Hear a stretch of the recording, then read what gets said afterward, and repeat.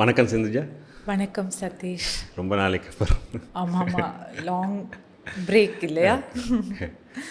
Long பிரேக்னு சொல்ல, ஒவ்வொரு வேலை ஒவ்வொரு விஷயங்கள், உங்களுக்கு வேலை எனக்கு வேலை, காலம் தள்ளி போய் கடைசியாக பொது தேர்தல் பொது தேர்தல் எல்லா தேர்தலும் வந்து முடித்து அதுக்கப்புறம் வந்துடும்.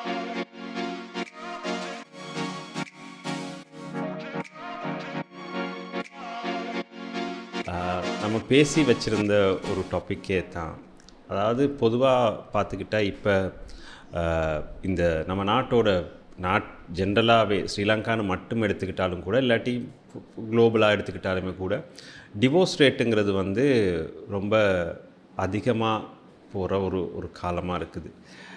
டிவோர்ஸ் சரியா தப்பா அப்படிங்கிறத தாண்டி டிவோர்ஸுக்குள்ளே இவ்வளோ சீக்கிரம், அதாவது சில பேர் கல்யாணம் முடிச்சோ இல்லாட்டி அவங்க ஒரு ரிலேஷன்ஷிப்புக்குள்ளே போயிட்டு ஒரு 1 month 2 monthsக்குள்ளே கூட இவ்வளோ சீக்கிரமாக பிரேக்கப் ஆகிறதுங்கிறது வந்து இப்போ ஒரு ரீசெண்டாக ஒரு 10 yearsக்குள்ளே மாதிரி நடக்க ஆரம்பிச்சிருக்கிற ஒரு விஷயமா இருக்குது. பட் இது முந்தி இருக்கல. பட் அது நல்லம் இது சரியில்லை அப்படிங்கிறதும் இல்லை நான் சொல்கிறது. பட் இது ஆரம்பம் எங்கேருந்து என்ன காரணத்துக்காக வருதுன்னு நீங்கள் நினைக்கிறீங்க? என்ன ரீசன் இது இந்த மாதிரியான விஷயங்கள் ட்ரிகர் ஆகிறதுக்கு முக்கியமான ஒரு ரீசனாக இருக்குது? உண்மையிலே நான் நினைக்கிறேன், நாங்கள் ஒரு இன்ட்ரெஸ்டிங்கான டாப்பிக்குள்ளே போகிறோம். அதில் நீங்கள் சொன்ன மாதிரி உண்மையிலே டிவோர்ஸ் ரேட் அப்படிங்கிறது இப்போ ரொம்ப அதிகரிச்சுட்டு போகுது. ஸோ கொஞ்சம் நான் அது சம்மந்தமான சில ப்ரீஃபிங்ஸை சொல்லிவிட்டு நான் ஸ்டார்ட் பண்ணால் மேபி எல்லாருக்கும் புரியுமா இருக்கும் இது எவ்வளோ ஒரு தீவிரமான பிரச்சனையாக மாறிக்கிட்டு வருதுன்னு. நான் நினைக்கிறேன் நம்ம எல்லாருக்கும் அது தெரியுது இப்போ வெளிப்படையாகவே. இப்போது நாங்கள் அபிவிருத்தி அடைந்த நாடுகள்னு பார்க்கக்கூடிய அமெரிக்கா, பிரித்தானியா மாதிரி நாடுகளை எடுத்தாலே கிட்டத்தட்ட 40% மேலே, அதாவது 100 பேர் திருமணம் முடிக்கிறாங்க அப்படின்னா அதில் 50 பேர், 40-45 பேர் வந்து டிவோர்ஸ் ஆகிற ஒரு ட்ரெண்ட் வந்து இருக்குது. அப்படி ஒரு கட்டத்தில் பார்க்கும் பொழுது இலங்கையை நாங்கள் எடுத்துக்கிட்டோம் அப்படின்னா, இலங்கையில் வந்து மற்ற நாடுகளோடு ஒப்பிடும் பொழுது, தெற்காசிய நாடுகளோடு ஒப்பிடும் பொழுதுமே கூட ஓரளவுக்கு குறைந்த வீதமான டிவோர்ஸஸ் தான் ரெக்கார்ட் ஆகுது. இருந்த போதிலும் அட் அன் இன்க்ரீசிங் லெவல் கூட்டிகிட்டு போகுது. ஸோ நான் சொல்ல வேண்டிய விஷயம் என்னென்னா, நாங்கள் மற்ற நாடுகளை விட நல்ல நிலைமையில் இருக்கோம் அப்படின்னாலும் அதை பற்றி நம்ம ரொம்ப சந்தோஷப்பட்டுக்க முடியாது. ஏன்னா நான் கிட்டத்தில் வாசித்த ஒரு ஆர்டிக்கிள் சொல்லுது, ஒரு நாளைக்கு 9 டிவோர்ஸ் நடக்குது இலங்கை எடுத்துக்கிட்டா அப்படின்னு. ஸோ அதனால் உறவு முறிவுகள் அல்லது திருமண முறிவு அப்படிங்கிறது வந்து ரொம்ப பக்கத்தில் வந்துருச்சு நீங்கள் சொல்கிற மாதிரி. ஸோ இதில் வந்து ஒரு நிறைய காரணங்கள் இதுக்கு இருக்குது. வெளிவாரி காரணங்கள், தனிப்பட்ட காரணங்கள் எல்லாமே. அதில் முதலாவது நான் ஸ்டார்ட் பண்ணலான்னு நினைக்கிறேன் என்ன அப்படின்னா, ஒரு உறவு முறையை எப்படி ஆரம்பிக்கிறது அப்படிங்கிறதும், அந்த ஆரம்பித்து போகும் பொழுது என்ன மாதிரி நாங்கள் போகணும் அப்படிங்கிறதும், பிறகு அதை எப்படி தக்க வச்சுக்கிறது, அதை எப்படி நாங்கள் போஷிக்கிறது அப்படிங்கிறது பற்றியும் எங்களுக்கு ஒரு புரிந்துணர்வும் ஒரு நாலேஜும் இல்லை அப்படிங்கிற ஒரு இடத்துல தான்.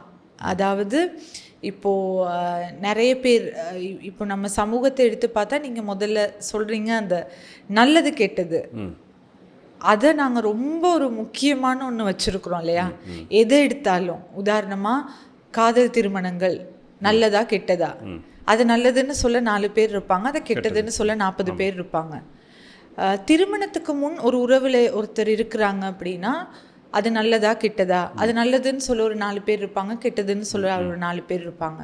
அடுத்து அம்மா அப்பாவினுடைய விருப்பத்தின் அடிப்படையில், அதாவது நம்ம அரேஞ்ச்டு மேரேஜ்னு சொல்கிறது, அந்த குடும்பத்தினுடைய ஏற்பாட்டில் நடக்கிற அந்த திருமணங்கள் திரும்ப இப்படியாக எல்லாத்தையுமே வந்து சதீஷ் நாங்கள் நல்லதா கெட்டதா அப்படின்னு சொல்லி அந்த என்ன சொல்கிறது ஒரு ஒரு லைனை எடுத்தோன்னா அதில் எக்ஸ்ட்ரீமில் இருந்து நாங்கள் பழகிட்டோம். அப்படி இருக்கும் பொழுது எங்களுக்கு இந்த கிரே ஏரியான்னு ஒன்று இருக்குது தானே, நடுவில் ஒரு பெரிய கோடே இருக்குது. நாங்கள் நல்லது கெட்டதுன்னு சொல்கிறப்போ ஒரு சின்ன புள்ளிக்குள்ளே தான் இருக்கோம். ஆனால் நடுவில் நிறைய விஷயங்கள் இருக்கிறத நாங்கள் மிஸ் பண்ணிட்டு பெஸ்ட்டு இதுதான், இப்படி இருந்தால் தான் சரி அப்படின்னு இந்த எண்ட்ஸ் 2 முடிவிடத்திலே நாம் இருக்கிறனால தான் நம்ம என்ன சொல்கிறது, திருமணம் உறவு அப்படிங்கிறத ஒரு காலத்தில் கொண்டாடிய சமூகமாக இருந்த நாங்கள் இன்னைக்கு அதில் நீங்கள் சொன்ன மாதிரி அடிக்கடி அதில் முறிவுகள் வர்றதோ அல்லது அதை சரியாக முடிச்சுக்கிறது. இன்னொன்று நான் சொல்லுவேன் என்ன அப்படின்னா, இதனால நாங்கள் சொல்ல வர கருத்து வந்து நீங்கள் டிவோர்ஸே பண்ணக்கூடாதுங்கிறது இல்லை. அந்த இல்லை, அதான் நம்மளே சொல்லி இது வந்து டிவோர்ஸ் சரியா பிள்ளையா அப்படிங்கிற கேட்டகரிக்குள்ளே இல்லை இல்லை. ஆமாம், அப்போது இது வந்து அது கிடையாது. ஆனால் ஈவன் அந்த விவாகரத்தை கூட எங்களுக்கு சரியாக பண்ண தெரியுதா, சரியான காரணங்களோடையும் சரியான புரிந்துணர்வோடையுமா நாங்கள் செய்கிறோம் அப்படிங்கிறது தான் ஒரு கேள்வியாக இருக்குது. ஸோ நான் நினைக்கிறேன் என்ன அப்படின்னா, ஒரு ரிலேஷன்ஷிப்னா என்ன அப்படின்னு நாங்கள் கொடுக்குற டெஃபினிஷன் தொடங்கி அதை தொடங்கினது எப்படி, அதை எப்படி கொண்டு போயிட்டுருக்கோம், அதை எப்படி சஸ்டெயின் பண்ணுறோங்கிறது பற்றி எங்களுக்கு தெரியலை அப்படிங்கிறது ஒரு விஷயம். அடுத்தது இன்னொன்று, அது சம்மந்தமான பிழையான நிறைய விஷயங்களை நாங்கள் படித்து வச்சுருக்குறோன்னு நினைக்கிறேன். ஒரு ரிலேஷன்ஷிப்னால் இப்படி தான் இருக்கணும் அப்படின்னு படித்து வைக்கிறோம். ஆனால் ரியாலிட்டியில் நாங்கள் போய் பார்க்குறப்ப அப்படி கிடையவே கிடையாது. இப்போ உதாரணமாக நம்ம சொல்லுமே, என்னோட மனசை ஒத்து என்னோட மனசை புரிஞ்சு எனக்கேற்ற மாதிரியே நடக்கிற ஒருத்தவங்களை தான் நாங்கள் திருமணம் முடிக்கணும்னு வந்து காலங்காலமாக நான் என்னோட குடும்பத்திலே நான் கேள்விப்பட்டிருக்கேன், நான் பார்த்துருக்குறேன். அடுத்தது நாங்கள் இப்போ சில திரைப்படங்களை நாங்கள் எடுத்து பார்த்தாலும் அது அதே மாதிரி இருப்பாங்க. இவங்க நினைக்கிறத அவங்க சொல்லுவாங்க, அவங்க நினைக்கிறத இவங்க சொல்லுவாங்க. ஸோ நம்ம அப்படி நினச்சி தான் ரிலேஷன்ஷிப்புக்கு என்ட்ரி ஆகும். ஆனால் உண்மை அங்கே அப்படி இருக்காது. அந்த நேரம் நமக்கு தெரியாது என்ன பண்ணுறது அப்படின்னு. அப்படி தெரியாமல் போகிற நேரத்தில் அதை எங்கே போய் கேட்குறதுன்னு எங்களுக்கு தெரியாது இல்லையா, அப்படி ஒரு குழப்பம் இருக்குது. ஸோ அதனால் ஒரு சுருக்கமாக சொல்கிறதா இருந்தால், ரிலேஷன்ஷிப்புக்கு நாங்கள் கொடுக்குற டெஃபினிஷனில் இருந்து அதை பற்றி நாங்கள் பிழையாக கற்று வைத்திருக்கிற கற்பிதங்கள் இருக்குது தானே, இதனால தான் நம்ம ஒரு என்ன சொல்கிறது, அழகாக ஸ்டார்ட் பண்ணுற ஒரு விஷயம் கூட சில நேரங்களில் முடிவில் அழகில்லாமல் போயிடுதோ அப்படின்னு எனக்கு ஒரு தாட் இருக்குது. இல்லை, இப்போ நீங்கள் சொன்ன மாதிரி இப்போ ஒரு ரிலேஷன்ஷிப்புக்குள்ளே நல்லதும் இருக்கும் கெட்டதும் இருக்கும். ஆனால் நமக்கு கூடுதலாக இப்போ கூடுதலாக சோஷியல் மீடியாவும் இருக்கிறதுனால நமக்கு அந்த என்னையை புரிஞ்சுக்கிட்ட, என்னையை அண்டர்ஸ்டாண்ட் பண்ணி, என்னையோட அதாவது என் விருப்பங்களுக்கு மதிப்பு கொடுக்கக்கூடிய இப்படின்னு ஒரு பெரிய ஒரு லிஸ்ட் ஒன்று செய்கிறோம்ல. இந்த லிஸ்ட்டில் எல்லா டிக் பாக்ஸும் கிளிக் ஆகிற மாதிரி ஒருத்தரை லைஃப் ஃபுல்லாக தேடுறோம். ஒன்று வந்து அப்படியான ஒருத்தர் இல்லை எங்கேயுமேங்கிறது நிறைய பேருக்கு தெரியது இல்லை. கிடைச்சதுக்கப்புறமும் கூட தனக்கு தேவையான மாதிரி இவர் இல்லை, இல்லாட்டி தனக்கு தேவையான மாதிரி இவங்க இல்லை அப்படிங்கிற அந்த டிசப்பாயின்மெண்ட்டும் ஒன்றும் அதுக்குள்ளே அவங்களுக்கு வருது. ப்ளஸ் முக்கியமாக இந்த படங்களாக இருக்கட்டும் இல்லாட்டி சோஷியல் மீடியாக்கள்லேயும் கூட எக்ஸ்ட்ரீம் எண்டில் ஒரு கேரிங் பர்சன், ஒரு அண்டர்ஸ்டாண்டிங் பர்சன், எதுக்குமே கோவப்படாத, என்னை எல்லாம் புரிஞ்சுக்கிட்ட ஒருத்தராக இருக்கிறாரு இப்படிங்கிற மாதிரியான ஒரு ப்ராக்டிக்கலான ஒரு ஹியூமன் பீனை நீங்கள் அதாவது அப்படி ஒரு ஹியூமன் பீனை நீங்கள் காண முடியாதுங்கிறது தெரியுதில்லை அவங்கங்கிறது. ப்ளஸ் அதே நேரத்தில் இப்போ கொஞ்சம் காலமாக நான் பார்க்குற ஒரு விஷயமா இருக்குது, இந்த டாக்ஸிக் ரிலேஷன்ஷிப்புகளுக்கான இம்பார்ட்டன்ஸு ரொம்ப அதிகமாக இந்த சோஷியல் மீடியாவில் வரக்கூடிய சில வீடியோஸில், அதாவது டார்ச்சர் பண்ணுற, போகிற இடத்துல எங்கே இருக்குங்க, அதுவும் கூடுதலாக யாரை டார்கெட் பண்ணுதுன்னு சொன்னால் மெயிலை விட ஃபீமேலை தான் கூடுதலாக அந்த வீடியோஸ் டார்கெட் பண்ணுது. அந்த இதுகளில் அதாவது பாய் ஃப்ரெண்டை சந்தேகப்படுறதில் எப்படியுமே 2 பேருக்குமே காட்டுறாங்க. பட் எப்பயுமே கால் பண்ணி எங்கே இருக்கிற, அங்கே போகாத, ஃப்ரெண்ட்ஸோட பழகாத, இது பண்ணாதன்னு சொல்லி நிறையா ரூல்ஸை போடுற ஒரு கேர்ள் ஃப்ரெண்டையோ பாய் ஃப்ரெண்டையோ அக்செப்ட் பண்ணிக்கிறதையுமே நார்மலைஸ் ஆக்கி காட்டுற மாதிரி வீடியோஸ் காட்டி அதையுமே ஓகேன்னு சொல்லி இங்கே இந்த மாதிரி ஒரு எக்ஸ்பெக்டேஷன் வைக்கிற நேரத்தில் அந்த பக்கமும் இந்த மாதிரியான டாக்ஸிக்கானவங்களே நீங்கள் அக்செப்ட் பண்ணிக்கிங்க, இதுவும் ஒரு ட்ரெண்ட் தான் அப்படிங்கிற ஒரு விஷயத்தையும் செய்கிறாங்கங்கிறது 2 பக்கமும் நடக்கிறது நான் பார்க்குறேன். ஆமாம், நிச்சயமாக சதீஷ். என்ன அப்படின்னா, நீங்கள் ரொம்ப இம்பார்ட்டண்டான ஒரு ரிஃப்ளெக்ஷன் கொண்டு வந்தீங்க. என்ன அப்படின்னா, இப்போ நமக்கு இந்த டெஃபினிஷன்ஸ் தெரியாமல் இருக்க ஒன்றுங்கிறது இப்போ நாங்கள் யாரை பார்த்து படிக்கிறோம் அப்படிங்கிறப்போ ஆப்வியஸ்லி இப்போ இருக்கிற சோஷியல் மீடியா, அடுத்தது அதில் வர விஷயங்கள் தான் எங்களுடைய நாங்கள் முடிவெடுக்கிற விஷயத்தை வந்து பாதிக்குது. அதே நேரம் நான் கொஞ்சம் சைக்காலஜிக்கலாக அதை எக்ஸ்பிளைன் பண்ணுறதா இருந்தால், எங்களுடைய மூளைக்கு ஒரு கெப்பாசிட்டி இருக்குது.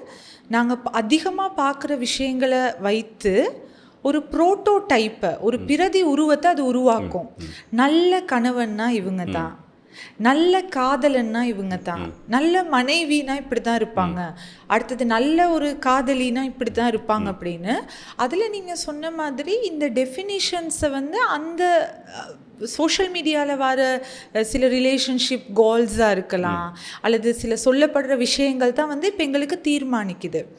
ஸோ இப்படி இருக்கும் பொழுது நாங்கள் ஒரு நேச்சுரலான இயற்கையான ஒரு வாழ்க்கையை விட்டுட்டு ஒரு செயற்கையான ஒரு சைக்கிளுக்குள்ளே போகிறோம். அது வந்து ஒரு சைக்கிள். நாங்கள் அந்த தாட்டை உருவாக்கி ஒரு ப்ரோட்டோடைப் இமேஜை நாங்கள் ஒவ்வொருத்தரும் உருவாக்கிட்டோம்னா எங்கள் மனசில், அதுக்கப்புறம் நாங்கள் அதைத்தான் தேடுவோம், அல்லது அதை ஒரு ஸ்டாண்டர்டாக வச்சு தான் எனக்கு நடக்கிற எல்லாத்தையுமே நான் ஒப்பிட்டு பார்ப்பேன். இது சரி, இது சரியில்லைன்னு. ஆனால் நீங்கள் அடிக்கடி டிஸ்கஸ் பண்ணும்போது சொல்கிற ஒரு அழகான விஷயம் என்ன அப்படின்னா, மனுஷன் அப்படிங்கிறவனும் ஒரு அனிமல் தானே, ஒரு விலங்கு இந்த கிங்டமில். ஸோ ஒரு இயற்கையில் உருவான ஒரு இயற்கை விலங்கினமாக இருக்கக்கூடிய எங்களுக்கு உணர்ச்சிகள், உணர்வுகள்னு ஒன்று இருக்குது. அது ஒவ்வொருத்தருக்கும் வேறுபடும். அது வந்து இப்போது சோஷியல் மீடியாவில் வந்து யாராவது ஒரு நடிகையை நம்ம எடுத்துக்கிட்டோம் அப்படின்னா, உதாரணமாக யாரை சொல்கிறதுன்னு தெரியலை, யாராவது ஒரு எக்ஸ்ன்னு ஒரு நடிகையை எடுத்துக்கிட்டால் அவங்க எக்ஸ்ப்ரெஸ் பண்ணுற மாதிரியே தான் எல்லாம் எக்ஸ்ப்ரெஸ் பண்ணணும்னு கிடையாது. அல்லது ஒரு டிக்டாக்லையா இருக்கலாம், அல்லது ஒரு போஸ்ட்லையா இருக்கலாம், சொல்லியிருக்க அந்த ஒரு ஆள் மாதிரி தான் நான் இருக்கணும்னு கிடையாது. என்னோட ரிதம் வித்தியாசம், எனக்கு வர உணர்வுகள் வித்தியாசம். ஸோ நாங்கள் வந்து இப்போது விலங்கு இனங்களை நாங்கள் பார்த்துக்கிட்டாலும் அந்த விலங்கினங்கள்லேயும் அவங்க வந்து உறவு கொள்ளும் பொழுது, அதாவது ஒரு 2 விலங்கினம் வந்து உறவு கொள்ளும் பொழுது அந்த ஒரு ஜெலசி அப்படிங்கிறது வந்து அவங்களுக்குமே சில நேரம் வர்றதை நாங்கள் பார்க்கலாம். ஏன்னா இதெல்லாம் வந்து என்ன சொல்கிறது, மனிதனுக்கு அடிப்படையாக 4 இமோஷன்ஸ் இருக்குது. அதில் அந்த 4ம் வந்து சந்தோஷம், கவலை, கோபம், பயம்.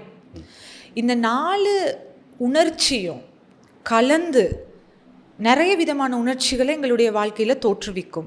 ஸோ யாராவது இதை பார்க்குறவங்களுக்கு ரொம்ப இன்ட்ரெஸ்ட் இருந்தால் நீங்கள் தேடி பார்க்கலாம் இன்டர்நெட்டில். இமோஷன் வீலுன்னு ஒன்று எடுத்திங்கன்னா நிறைய இமோஷன் இருக்கும். ஸோ நாங்கள் இப்போ ஒருத்தரோடு போயிட்டு உறவில் இருக்கும் பொழுது அவங்க நம்மளை விட்டுட்டு போயிடுவாங்களாங்கிற அந்த ஃபியரோ, அல்லது அவங்க இன்னொருத்தவங்களுக்கு முக்கியத்துவம் கொடுக்கும் பொழுது வர என்ன சொல்கிறது கோபம், கவலை, இது 3மே வந்து இயற்கை. ஆனால் இங்கே எந்த இடத்துல பிரச்சனை ஸ்டார்ட் பண்ணுதுன்னா, நீங்கள் சொன்ன பாயிண்ட், அந்த இயற்கையாக எனக்குள்ளே வர பயம் இருக்கே, அந்த ஒரு பொறாமை கலந்த ஒரு கோப உணர்வு இருக்கே, இது எனக்கு அடையாளப்படுத்தவே தெரியாது. ஓகே, எனக்கு இது வருது, அதை பற்றி யோசிக்கிறதுக்கே எங்களுக்கு டைம் இல்லை இந்த வேர்ல்டில். அந்தளவுக்கு இந்த முதலாளித்துவ பொருளாதாரத்தில் இருக்க வேர்ல்டில் நம்ம எல்லாமே ஓடிக்கிட்டு தான் இருக்கோம். அடுத்தது ஓகே, எனக்கு பொறாமையாக இருக்குங்கிறத அடையாளப்படுத்திக்கிட்டாலுமே எத்தனை பேர் நாங்கள் அதை ஏற்றுக்கிறோம்? எனக்கு இருக்கிறது பொறாமை, நாங்கள் அதை ஜஸ்டிஃபை பண்ணுறோம், எனக்கு இருக்கிறது பொசசிவ்னஸ் அப்படின்னு. பிறகு அது பொசசிவ்னஸ்ங்கிறது ஒரு அழகான விஷயம் தானே. பாருங்க, அவருக்கு உங்கள் மேலே இருக்க அன்புனால தான் அவர் உங்கள் மேலே ரொம்ப பொசஸ்டாக இருக்காரு, ஸோ நீயும் அவருக்கு கண்ட்ரோல் ஆகியே போயிடுறேன். ஸோ இது வந்து ஒரு நெகட்டிவ் சைக்கிள். ஆனால் எப்பயாவது ஒரு நேரத்தில் நம்ம ஓகே, எனக்கு வந்திருக்கிறது பொறாமை, இட்ஸ் ஓகே, அது நேச்சுரல், அது இயற்கை, இதை நான் எப்படி வெளிப்படுத்த போகிறேன், இதை நான் எப்படி தொடர்பு கொள்ள போகிறேன் அப்படின்னு எத்தனை பேர் இதை பற்றி இருந்து பேசுகிறோம் அப்படிங்கிறது வந்து 2வது விஷயம். ஸோ இந்த கல்ச்சர் ஆஃப் கான்வர்சேஷன் ஒன்று இருக்குது தானே, இந்த கலந்துரையாடல் பண்ணுற ஒரு கலாச்சாரம் அன்ஃபார்ச்சுனேட்லி நமக்கு இல்லவே இல்லை. அடுத்தது இப்போது நிறைய பேர் வந்து டெக்னாலஜி, ஆர்டிஃபிஷியல் இன்டெலிஜென்ஸ், இந்த எல்லா க்ரோத்தையும் பார்க்கும் பொழுது சில நேரம் அதுவுமே வந்து நான் வந்து நல்லதா கிட்டதாங்கிற எக்ஸ்ட்ரீமில் நான் இல்லை. ஆனால் அதனால எங்களுக்கு பறிகொடுக்கப்பட்ட விஷயங்கள் பற்றின கலவலை எனக்கு இருக்குது. இல்லை, நீங்கள் சொல்லிக்கிட்டு இருக்கிற அந்த டாப்பிக்குள்ளே கன்வர்சேஷனுங்கிறது இப்போ வாட்ஸ்அப்புக்குள்ளே தானே கூடுதலாக இந்த கன்வர்சேஷன் இருக்குது. ஸோ நீங்கள் என்னத்தை டைப் பண்ணுறீங்கிறத தாண்டி நான் என்னத்தை ரிசீவ் பண்ண விரும்புகிறேங்கிறத பொறுத்து தான் அந்த கான்டெக்ஸ்ட் எனக்கு எப்படி ரிசீவ் ஆகுதுங்கிறது இருக்குது. ஸோ சில நேரத்தில் ஆக்சுவலாக நான் சொல்ல வந்த விஷயம், நீங்கள் சொல்ல வந்த விஷயம் இல்லை, நான் கன்சியூம் பண்ணுற விஷயம். ஏன்னா எனக்கு மைண்டில் ப்ரீடிஃபைண்டாக நான் ஒரு விஷயத்தை செட் பண்ணி வச்சுட்டு தான் உங்கள் மெசேஜை வாசிக்க ஆரம்பிக்கிறேன். ஸோ அந்த கன்வர்சேஷன் கூட நிறைய இடங்களில் ஃபெயில் ஆகிறதுக்கு காரணமாக இருக்குது. ஏன்னா இந்த மாதிரியான விஷயங்கள் அது இப்போ நீங்களும் உட்காந்து பேசுகிற நேரம் நம்ம கன்வர்சேஷன் நமக்கு தெரியும் இது எங்கே போகுதுன்னு. அப்போ நான் பிள்ளையாக புரிஞ்சுக்கிறேன்னு தெரிஞ்சுன்னு சொன்னால் நீங்கள் இல்லை, நான் அதை சொல்ல வரல, நீங்கள் என்னைய கிளாரிஃபை பண்ணுவீங்க. பட் இங்கே மெசேஜஸ் அப்படி வரப்போகிறது இல்லை. மெசேஜஸில் தான் கூட கம்யூனிகேஷன் நடக்குது. பிரேக்கப்பும் கூடுதலாக அந்த மெசேஜஸுக்குள்ளே தான் நடந்துக்கிட்டு இருக்குது. டெஃபினட்டாக அது ஒரு இம்பார்ட்டண்டான விஷயம் சதீஷ். என்னென்னா shirting is not conversing, shirting is shirting. இப்போ வாழ்க்கையில் வந்து நம்ம தண்ணி குடிக்கிறது சாப்பிட்றதுன்னு சொல்ல மாட்டோமே. ஆனால் நாங்கள் நினைக்கிறோம் என்னென்னா செக் பண்ணிட்டா சரி. அடுத்து இன்னும் நான் நினைக்கிறேன் இன்னொரு விஷயம் இருக்குது. என்ன அப்படின்னா இந்த டார்கெட் பண்ணி ஸ்டேட்டஸ் போடுறது, ஸ்டேட்டஸ் போடுறத வந்து ஒரு எக்ஸ்ப்ரெஷனாக வச்சுருக்கிறது. அதுக்காக அது பிழை, அப்படி நீங்கள் பண்ணாதீங்கன்னு நான் சொல்லலை. ஆனால் அது வந்து சரியாக விஷயங்களை கம்யூனிகேட் பண்ணுமாங்கிறது ஒன்று இல்லை.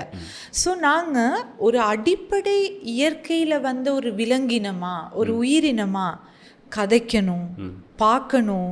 அதில் வந்து என்ன சொல்கிறது, எங்களுடைய உடல் உறுப்புகளாக இருக்கலாம், எங்களுடைய மூளைக்கு வந்து இப்போ உதாரணமாக ஒரு 2 உறவில் இருக்கிற 2 பேர் இப்போ இன்டிமேட் ரிலேஷன்ஷிப்பில், அது கணவன் மனைவியாக இருக்கலாம் அல்லது காதலன் காதலியாக இருக்கலாம். அவங்க வந்து நேராக பார்த்து இருந்து ஒரு கான்வர்சேஷனில் போகிறதுங்கிறது வந்து ஒரு வித்தியாசமான ஒரு சூழல். அதை என்றைக்குமே வந்து சட்டிங்கோ அல்லது சோஷியல் மீடியாவோ கொண்டு வராதுங்கிற புரிதல் எங்களுக்கு இருக்கணும். சில தேவைகளை துரிதப்படுத்தும். இப்போ உதாரணமாக நான் என்னுடைய ஹஸ்பண்டுக்கு ஏதாவது அவர் ஒரு ஒர்க் சொல்லணும், அவர் அதை இன்னைக்கு குயிக்காக முடிக்கணும் எங்களுடைய வாழ்க்கைக்காகனா அந்த வினைத்திறனையும் விளைத்திறனையும் அது கொண்டு வரும். ஆனால் அது உறவை பலப்படுத்துமா அப்படின்னு கேட்டால் என்னை பொறுத்தவரையில் எனக்கு அதுவும் ஏஷியன் கல்ச்சரில் இல்லைன்னா நீங்கள் சொல்கிறதுல நான் ப்ராக்டிக்கலாக பார்த்துருக்கிற சில விஷயங்கள், இந்த குறிப்பிட்டு ஒரு ஆளுக்கு மட்டும் தெரிகிறதுக்கான ஸ்டேட்டஸ் போடணும் அப்படிங்கிற ஒரு விஷயம் இருக்குல்ல, அதை செய்கிறவங்கள நான் நிறைய பார்த்துருக்கிறேன்னு சொன்னால் ஒரு பிரச்சனை வந்த உடனேயே அடுத்த பக்கம் என்ன செய்கிறதுன்னு சொன்னால் டக்குன்னு ஒரு ஸ்டேட்டஸை போடுறது. ஹலோ, என்னது வீடியோவா? எல்லாமே தெரியுதா? பாய்ஸ், எங்களுக்கு செட் ஆகிற நம்பர் 1 கேம் இது. உங்களை மாதிரி ஆக்கள்கிட்ட பிளான் எனக்கு நல்லா தெரியும். You have less than 24 hours. Bauddhaloka போட்டு மருவ பேஸ் லைன் வந்து ஐக்கு போகிற புரல்லையால் ஜமட கொடக்கிட்ட ஸ்டேடியம் போட்டு ஆம ஸ்ட்ரீட் போட்டு கொட்டையை நம்ம தூவாவி முதல்ல கடந்து ஆம்பளே பொம்பளே அடி.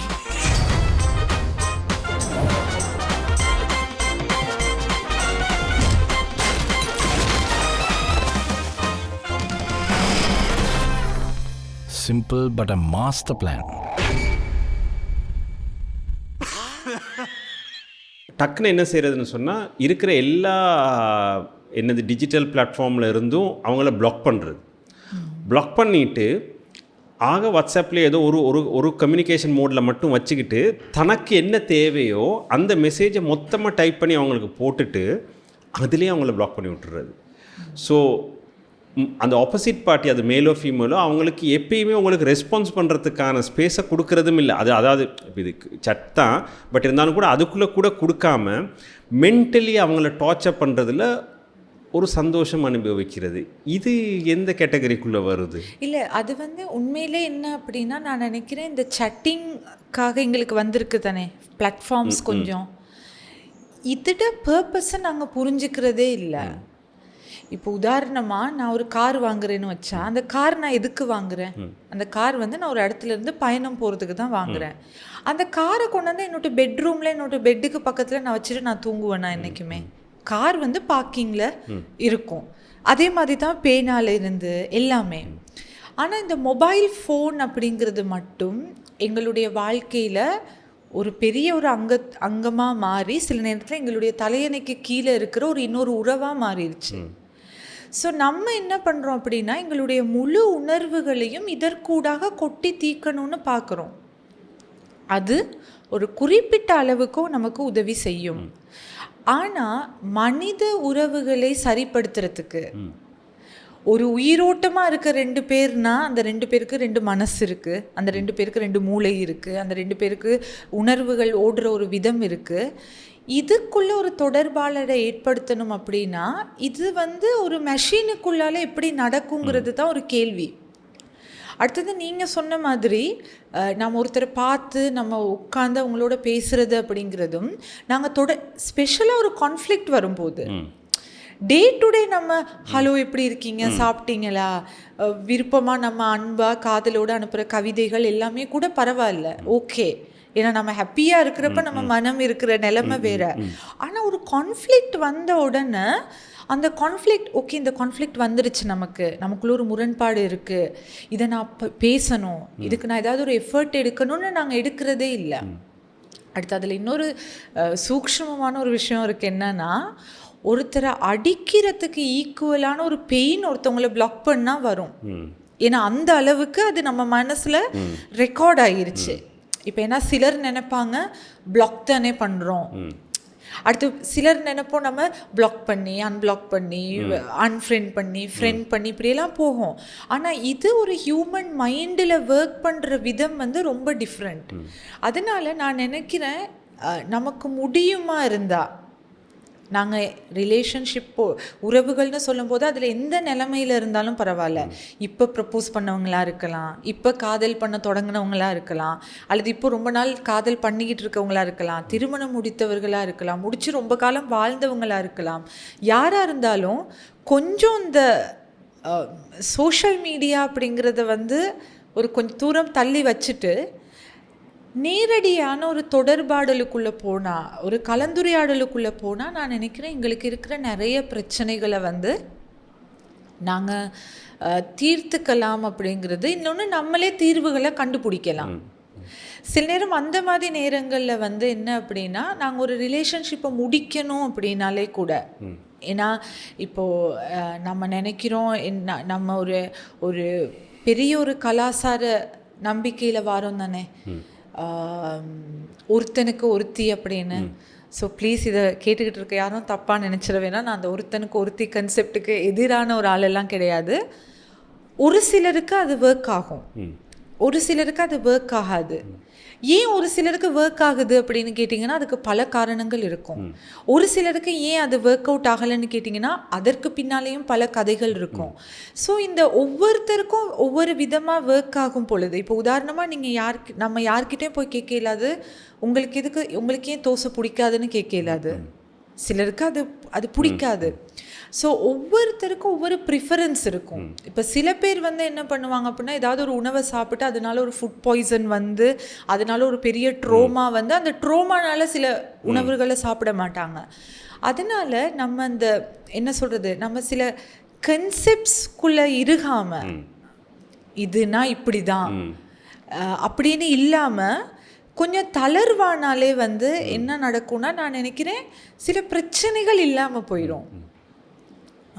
அதனால் நான் நினைக்கிறேன் நான் திரும்பவும் வலியுறுத்த வேண்டிய ஒரு விஷயம் என்ன அப்படின்னா உலகத்தை கருப்பு வெள்ளையாக பார்க்குறது. ஒன்று கருப்பு மட்டும்தான் இருக்குது, இல்லைன்னா வெள்ளை மட்டும்தான் இருக்குது. நானா கருப்பு தான்ப்பா வெள்ளையே இல்லை, நானா வெள்ளை தான் கருப்பே இல்லைன்னு இருக்க வரைக்கும் நான் நினைக்கிறேன் எங்களுக்கு அன்பான உறவுகளும் கொடுமையாக தான் இருக்கும். ஆனால் அது கொஞ்சம் வெளியில் இல்லை கிரே ஏரியா ஒன்று இருக்குது, அந்த ஏரியாவை அக்செப்ட் பண்ணுவோம்.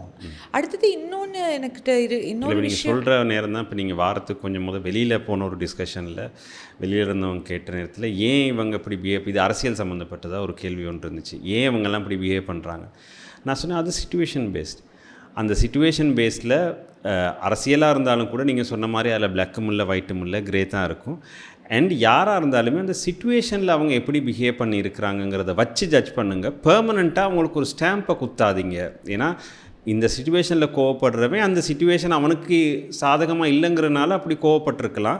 பட் நார்மலாக இருக்கிற நேரத்தில் நல்லா இருப்பாங்க. நீங்கள் தொடர்ந்து இவங்க இப்படித்தான் இருப்பாங்கங்கிற ஒரு டிசிஷனுக்கு ஏன்னா யாருமே அப்படி இருக்கிறது இல்லைங்கிறதுனால. ஸோ அது நீங்கள் சொல்கிற நேரம் அதான் ஞாபகம் வந்துச்சு எனக்கு. இல்லை டெஃபினட்டாக இப்போ நம்ம என்ன அப்படின்னா we are very quick to judge. அது ஒன்று, டக்குன்னு ஒரு ஆளை பற்றி ஒரு முடிவெடுத்துருவோம், முடிவெடுத்து இவங்க இப்படித்தானே சொல்லிடுவோம். இன்னொன்று அப்படி முடிவெடுத்துருவாங்களோங்கிற பயத்தில் தான் நாங்களும் வாழ்ந்துக்கிட்டு இருக்கோம். அதான் ரெண்டாவது ஃபேக்ட். இப்போ இன்னொரு விஷயம் நீங்கள் கேட்டிங்க அப்படின்னா, ரிலேஷன்ஷிப்பில் இருக்கிற ரிலேஷன்ஷிப்பெல்லாம் குயிக்காக முடியுது அப்படின்னு கேட்டிங்க அப்படின்னா, நாங்கள் பிகினிங்கில் ஒரு உறவை ஆரம்பிக்கும் பொழுது ஒரே மாதிரி இருக்கணும்னு தான் ஆரம்பிப்போம். ஒரே மாதிரி ஏதாவது ஒன்று ஸ்பார்க் ஆகி இருக்கும் ஒரே மாதிரி, அல்லது நாங்கள் நினைக்கிற மாதிரி என்னமோ ஒன்று நடந்திருக்கணும். எப்பவுமே நாங்கள் என்ன பண்ணுவோம், அந்த ஸ்பார்க் ஓகே அது வருது, அது ஒரே மாதிரியான விஷயமா இருக்கலாம், வர்றது பிரச்சனை இல்லை. அதுக்கப்புறம் நாங்கள் ஒரு ஃபுல் எஃபர்ட் ஒன்று எடுப்போம் இதை கண்டினியூ பண்ணுறதுக்கு. அந்த நேரத்தில் தான் நாங்கள் எங்களோட உண்மையான செல்ஃபை மறந்துடுவோம். ஆனால் எத்தனை நாள் தான் நடிக்கிறது? ஒரு நாள் நம்ம ரியாலிட்டிக்கு நம்ம வந்து தானே ஆகணும். அப்போது நம்ம என்ன பண்ணுவோம் அப்படின்னா, ஓகே எனக்குள்ள ஒரு விஷயம் இருக்குது, அதை நான் வெளிப்படுத்தணும். ஆனால் இதை நான் வெளிப்படுத்தினா அந்த உறவு உடஞ்சிடும். எக்ஸாக்ட்லி. இதை நான் சொல்லவே முடியாது, டெட் எண்ட். அதை நான் சொன்னேன்னா முடிஞ்சுது. ஸோ இது ரொம்ப தனிப்பட்ட ப்ரைவேட்டான மூமெண்ட்ஸில் இருந்து ரொம்ப பேசிக்கான ரொம்ப வெளியில் பகிரங்கமான ஒரு விஷயங்கள் கூட இருக்கலாம். இப்போ உதாரணமாக நான் ஒரு சிம்பிள் விஷயம் சொல்கிறேன். ஒரு 2 ஹஸ்பண்ட் அண்ட் ஒய்ஃபை எடுத்துக்கிட்டோம் அப்படின்னு சொன்னால், ஒருத்தவங்களுக்கு நாம் எடுத்துக்குவோம் ஒய்ஃபுக்கு அவங்களுக்கு விருப்பம் இல்லை காலையில் எழும்புறதுக்கு. அவங்க ஒரு நைட் பர்சன் அவங்க ஃபீல் பண்ணுறாங்க. அவங்களுடைய இயற்கையாகவே அவங்க ஃபீல் பண்ணுறாங்க தான் ரொம்ப ஆக்டிவாக இருக்கிறது எல்லாமே நைட்டில் தான் அப்படின்னு சொன்னால், சில நேரங்களில் இதை எனக்கு சொல்ல முடியுமா? ஸ்பெஷலி ஆஃப்டர் மேரேஜ் எனக்கு சொல்லலுமா? ஏன்னா நம்ம டேட் பண்ண வரைக்கும், கல்யாணம் பண்ணுறதுக்கு முன்னுக்கு வரைக்கும் அது பெரிய பாதிப்பாக இருக்காது. அல்லது நம்ம அரேஞ்ச்ட் மேரேஜாக இருந்தால் அது வேறு கதையாகிரும். ஸோ நம்ம வீட்டில் நம்ம எப்படி வேணாலும் இருக்கலாம், நம்ம எப்படியும் சமாளித்து இருப்போம், அது பிரச்சனை இல்லை. ஆனால் ஒரே ரூமில் ஒரே இடத்துல ஒரே ஸ்பேஸில் ஒரு ஆளோட 365 நாள் வாழணும்னு ஒரு ரியாலிட்டி வந்ததுக்கப்புறம், இப்போ ஒரு கேர்ள் போயிட்டு என்னால் காலையில் எழும்ப முடியாது, எனக்கு சில நீட்ஸ் இருக்குது, எனக்கு ஃபிசிக்கலாகவே சில விஷயங்கள் இருக்குது, அதனால நான் நினைக்கிறேன் எனக்கு கொஞ்சம் ஸ்பேஸ் வேணும்னு நினைக்கிறேன் அப்படின்னு எத்தனை பேர் நாங்கள் கதைக்கிறதுக்கு ரெடியாக இருக்கோம்? அங்கனைக்குள்ள பயம் வந்துடும். என்ன அப்படின்னா, இதை நான் சொல்ல போயிட்டு எதுவும் பிரச்சனை வந்துடுமோ? ஸோ சொல்ல போனால் பிரச்சனை வந்துருமோங்கிற பயத்தில் சொல்லாமே இருக்க நிறைய விஷயங்கள்னால தான் உறவுகள் முறிவுக்கு வருது. இல்லை, நீங்கள் சொல்கிற நேரம் எனக்கு ஞாபகம் வந்து என்னோட பர்சனலாக நீங்கள் சொன்ன மாதிரி என்னைய மாதிரியே என்னோட ஐடியாஸில் இருக்கக்கூடிய ஒரு ஆளை தான் நான் கல்யாணம் கட்டணுங்கிறது தான் எனக்கு ரொம்ப நாளாக இருந்த ஒரு விஷயம். பட் லேட்டர் ஆன் நான் கல்யாணம் கட்டினதுக்கு முன்னுக்கும் தெரியும், பட் கட்டினதுக்கு அப்புறமும் தெரியும், எங்கள் 2 பேருக்கு இடையில் அப்படி காமனான நிறைய விஷயங்கள் இல்லவே இல்லை. இப்போ ஸ்பெஷலாக நான் படங்கள்னால் எனக்கு ரொம்ப பிடிச்சமான ஒரு ஆள். நான் எல்லா படம் பார்ப்பேன், பட பைத்தியம்னே சொல்லலாம். பட் என்னோடய ஒய்ஃப் அப்படி இருந்த ஒரு ஆள் இல்லை. அவருக்கு படங்களை பற்றின பெரிய எந்த ஒரு நாலேஜுமே இருக்கல. அப்போ எனக்கு ரிலேட்டபுளாக கதைக்கக்கூட விஷயங்கள் கூட இருக்கல. அதே மாதிரி ஆனால் காலப்போக்கில் அது என்ன ஆயிடுச்சுன்னு சொன்னால், எப்படி நாங்கள் 2 பேரும் கன்வர்சேஷனை ஸ்டார்ட் பண்ணுறதுக்கு இந்த மாதிரி விஷயங்கள் தான் ஹெல்ப் பண்ணிச்சு. ஏன்னா ஒரே விஷயம் இல்லை எங்கள் 2 பேருக்கும் பிடிச்சது. அப்போ நான் சொல்கிற விஷயங்களும் அவங்க சொல்கிற விஷயங்களும் இப்போ நாங்கள் 2 பேரும் ஷேர் பண்ணிக்கிறதுக்கு எங்களுக்கு டைம் கிடைச்சதுக்கான 2 பேரும் இருக்கிறது வேறு விஷயங்களோடங்கிறதுனால. 2வது நீங்கள் சொன்ன மாதிரி கல்யாணத்துக்கு முன்னுக்கே என்னோடய வேர்ஸ்ட் என்னங்கிறத நான் எக்ஸ்பிளைன் பண்ணிட்டேன். என்னோடய பெஸ்ட் என்னன்னு நான் சொல்லவே இல்லை. இது தான் என்னோடய வேர்ஸ்ட் சிச்சுவேஷன். நான் இந்த விஷயங்கள் எனக்கு இப்படி இருக்குது, நான் இப்படி தான் இருக்கிறேன், இதுகள் எனக்கு பிடிக்காதுங்கிற வேர்ஸ்ட் எக்ஸ்பிளைன் பண்ணிட்டேன்.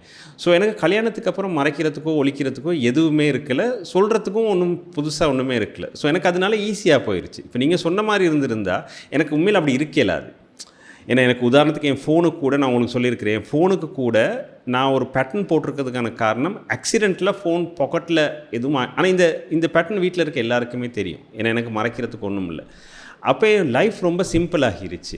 அப்போ எனக்கு பிரச்சனைன்னு சொல்லி வெளியிலேருந்து எக்ஸ்டர்னலாக எதுவும் வந்தாலே ஒழிய எங்களுக்குள்ள பிரச்சனை உருவாகிறதுக்கான பாசிபிலிட்டிஸ் ரொம்ப குறைவாக ஆயிருச்சு.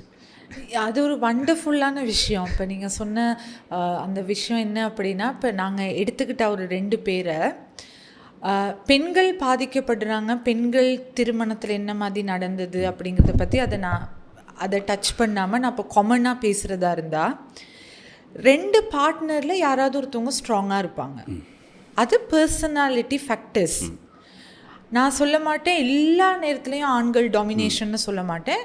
எஸ் நம்ம கல்ச்சர்ஸ் எடுத்துக்கிட்டால் நாங்கள் பேட்ரியாக்கி கல்ச்சர்லேருந்து வர்றனால அதிகமாக ஆண்கள் வந்து அதை இது பண்ணுறவங்க இருப்பாங்க, அல்லது சில இடங்களில் வந்து சில பெண்களும் ஸ்ட்ராங்கான ஒரு ஸ்டாண்டை எடுக்கலாம் ஒரு ரிலேஷன்ஷிப்பில். இப்படி இருக்கும் பொழுது அந்த யாராவது ஒரு ஸ்ட்ராங் ஹேண்ட் எடுக்கிற ஒருத்தவங்களுக்காக மற்றவங்க மாற தொடங்குறாங்க தானே, அந்த சந்தர்ப்பத்தில் தான் நான் நினைக்கிறேன் இந்த ரூட் ஸ்டார்ட்ஸ் ஃபார் பிரேக்கப். ஏன்னா ஒரு நபர் மாறுறது. ஓகே, ஸோ இப்போ வந்து நிறைய பேருக்கு தோணும் என்ன அப்படின்னா சேஞ்ச் அப்படிங்கிறது இன்னெவிட்டபிள், மாற்றம் வந்து நடந்துக்கிட்டே இருக்கும். ஆனால் அந்த மாற்றம் இயற்கையாக நாங்கள் நடக்க விடுறதில்ல. ஒருத்தவங்களுக்குனால இன்னொருத்தவங்க மாறுறது இருக்கும், அதில் ரொம்ப பவர்ஃபுல்லான ஹேண்ட் இருக்க ஒருத்தவங்கனால இன்னொருத்தவங்க அது மாறும். அதிகமாக நம்ம கலாச்சாரத்தில் எடுத்து பார்த்தோம் அப்படின்னா அது ஆண்களாக இருக்குது. அதனால நான் 100% ஆண்கள்னால தாங்கிற ஒரு எக்ஸ்ட்ரீமுக்கும் நான் போக மாட்டேன்.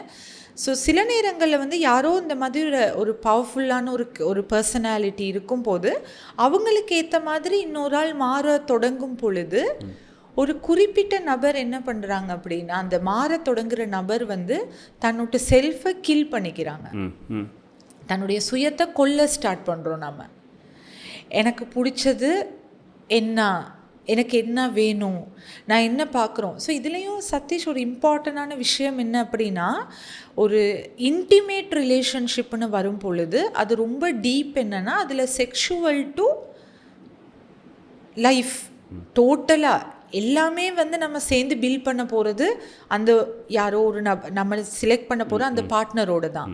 ஸோ அப்படி இருக்கும் பொழுது அப்படி ஒரு ஸ்ட்ராங்கான ஸ்பேஸில் ஒரு ஆள் தன்னை கொல்ல வெளிக்கிடும் பொழுது கொஞ்ச நாள் போனோன்னா அந்த நபருக்கு தன்னையே மறந்துடும்.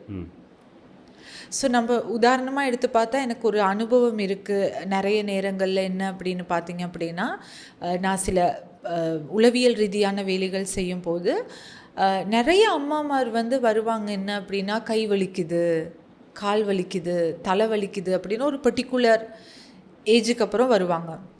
அதே மாதிரி சில நேரம் சில ஆண்களை எடுத்து பார்த்தோம் அப்படின்னா டெம்பர் அல்லது பேசுகிறதே இல்லாமல் ஒரு நிலைமைக்கு போயிடுவாங்க.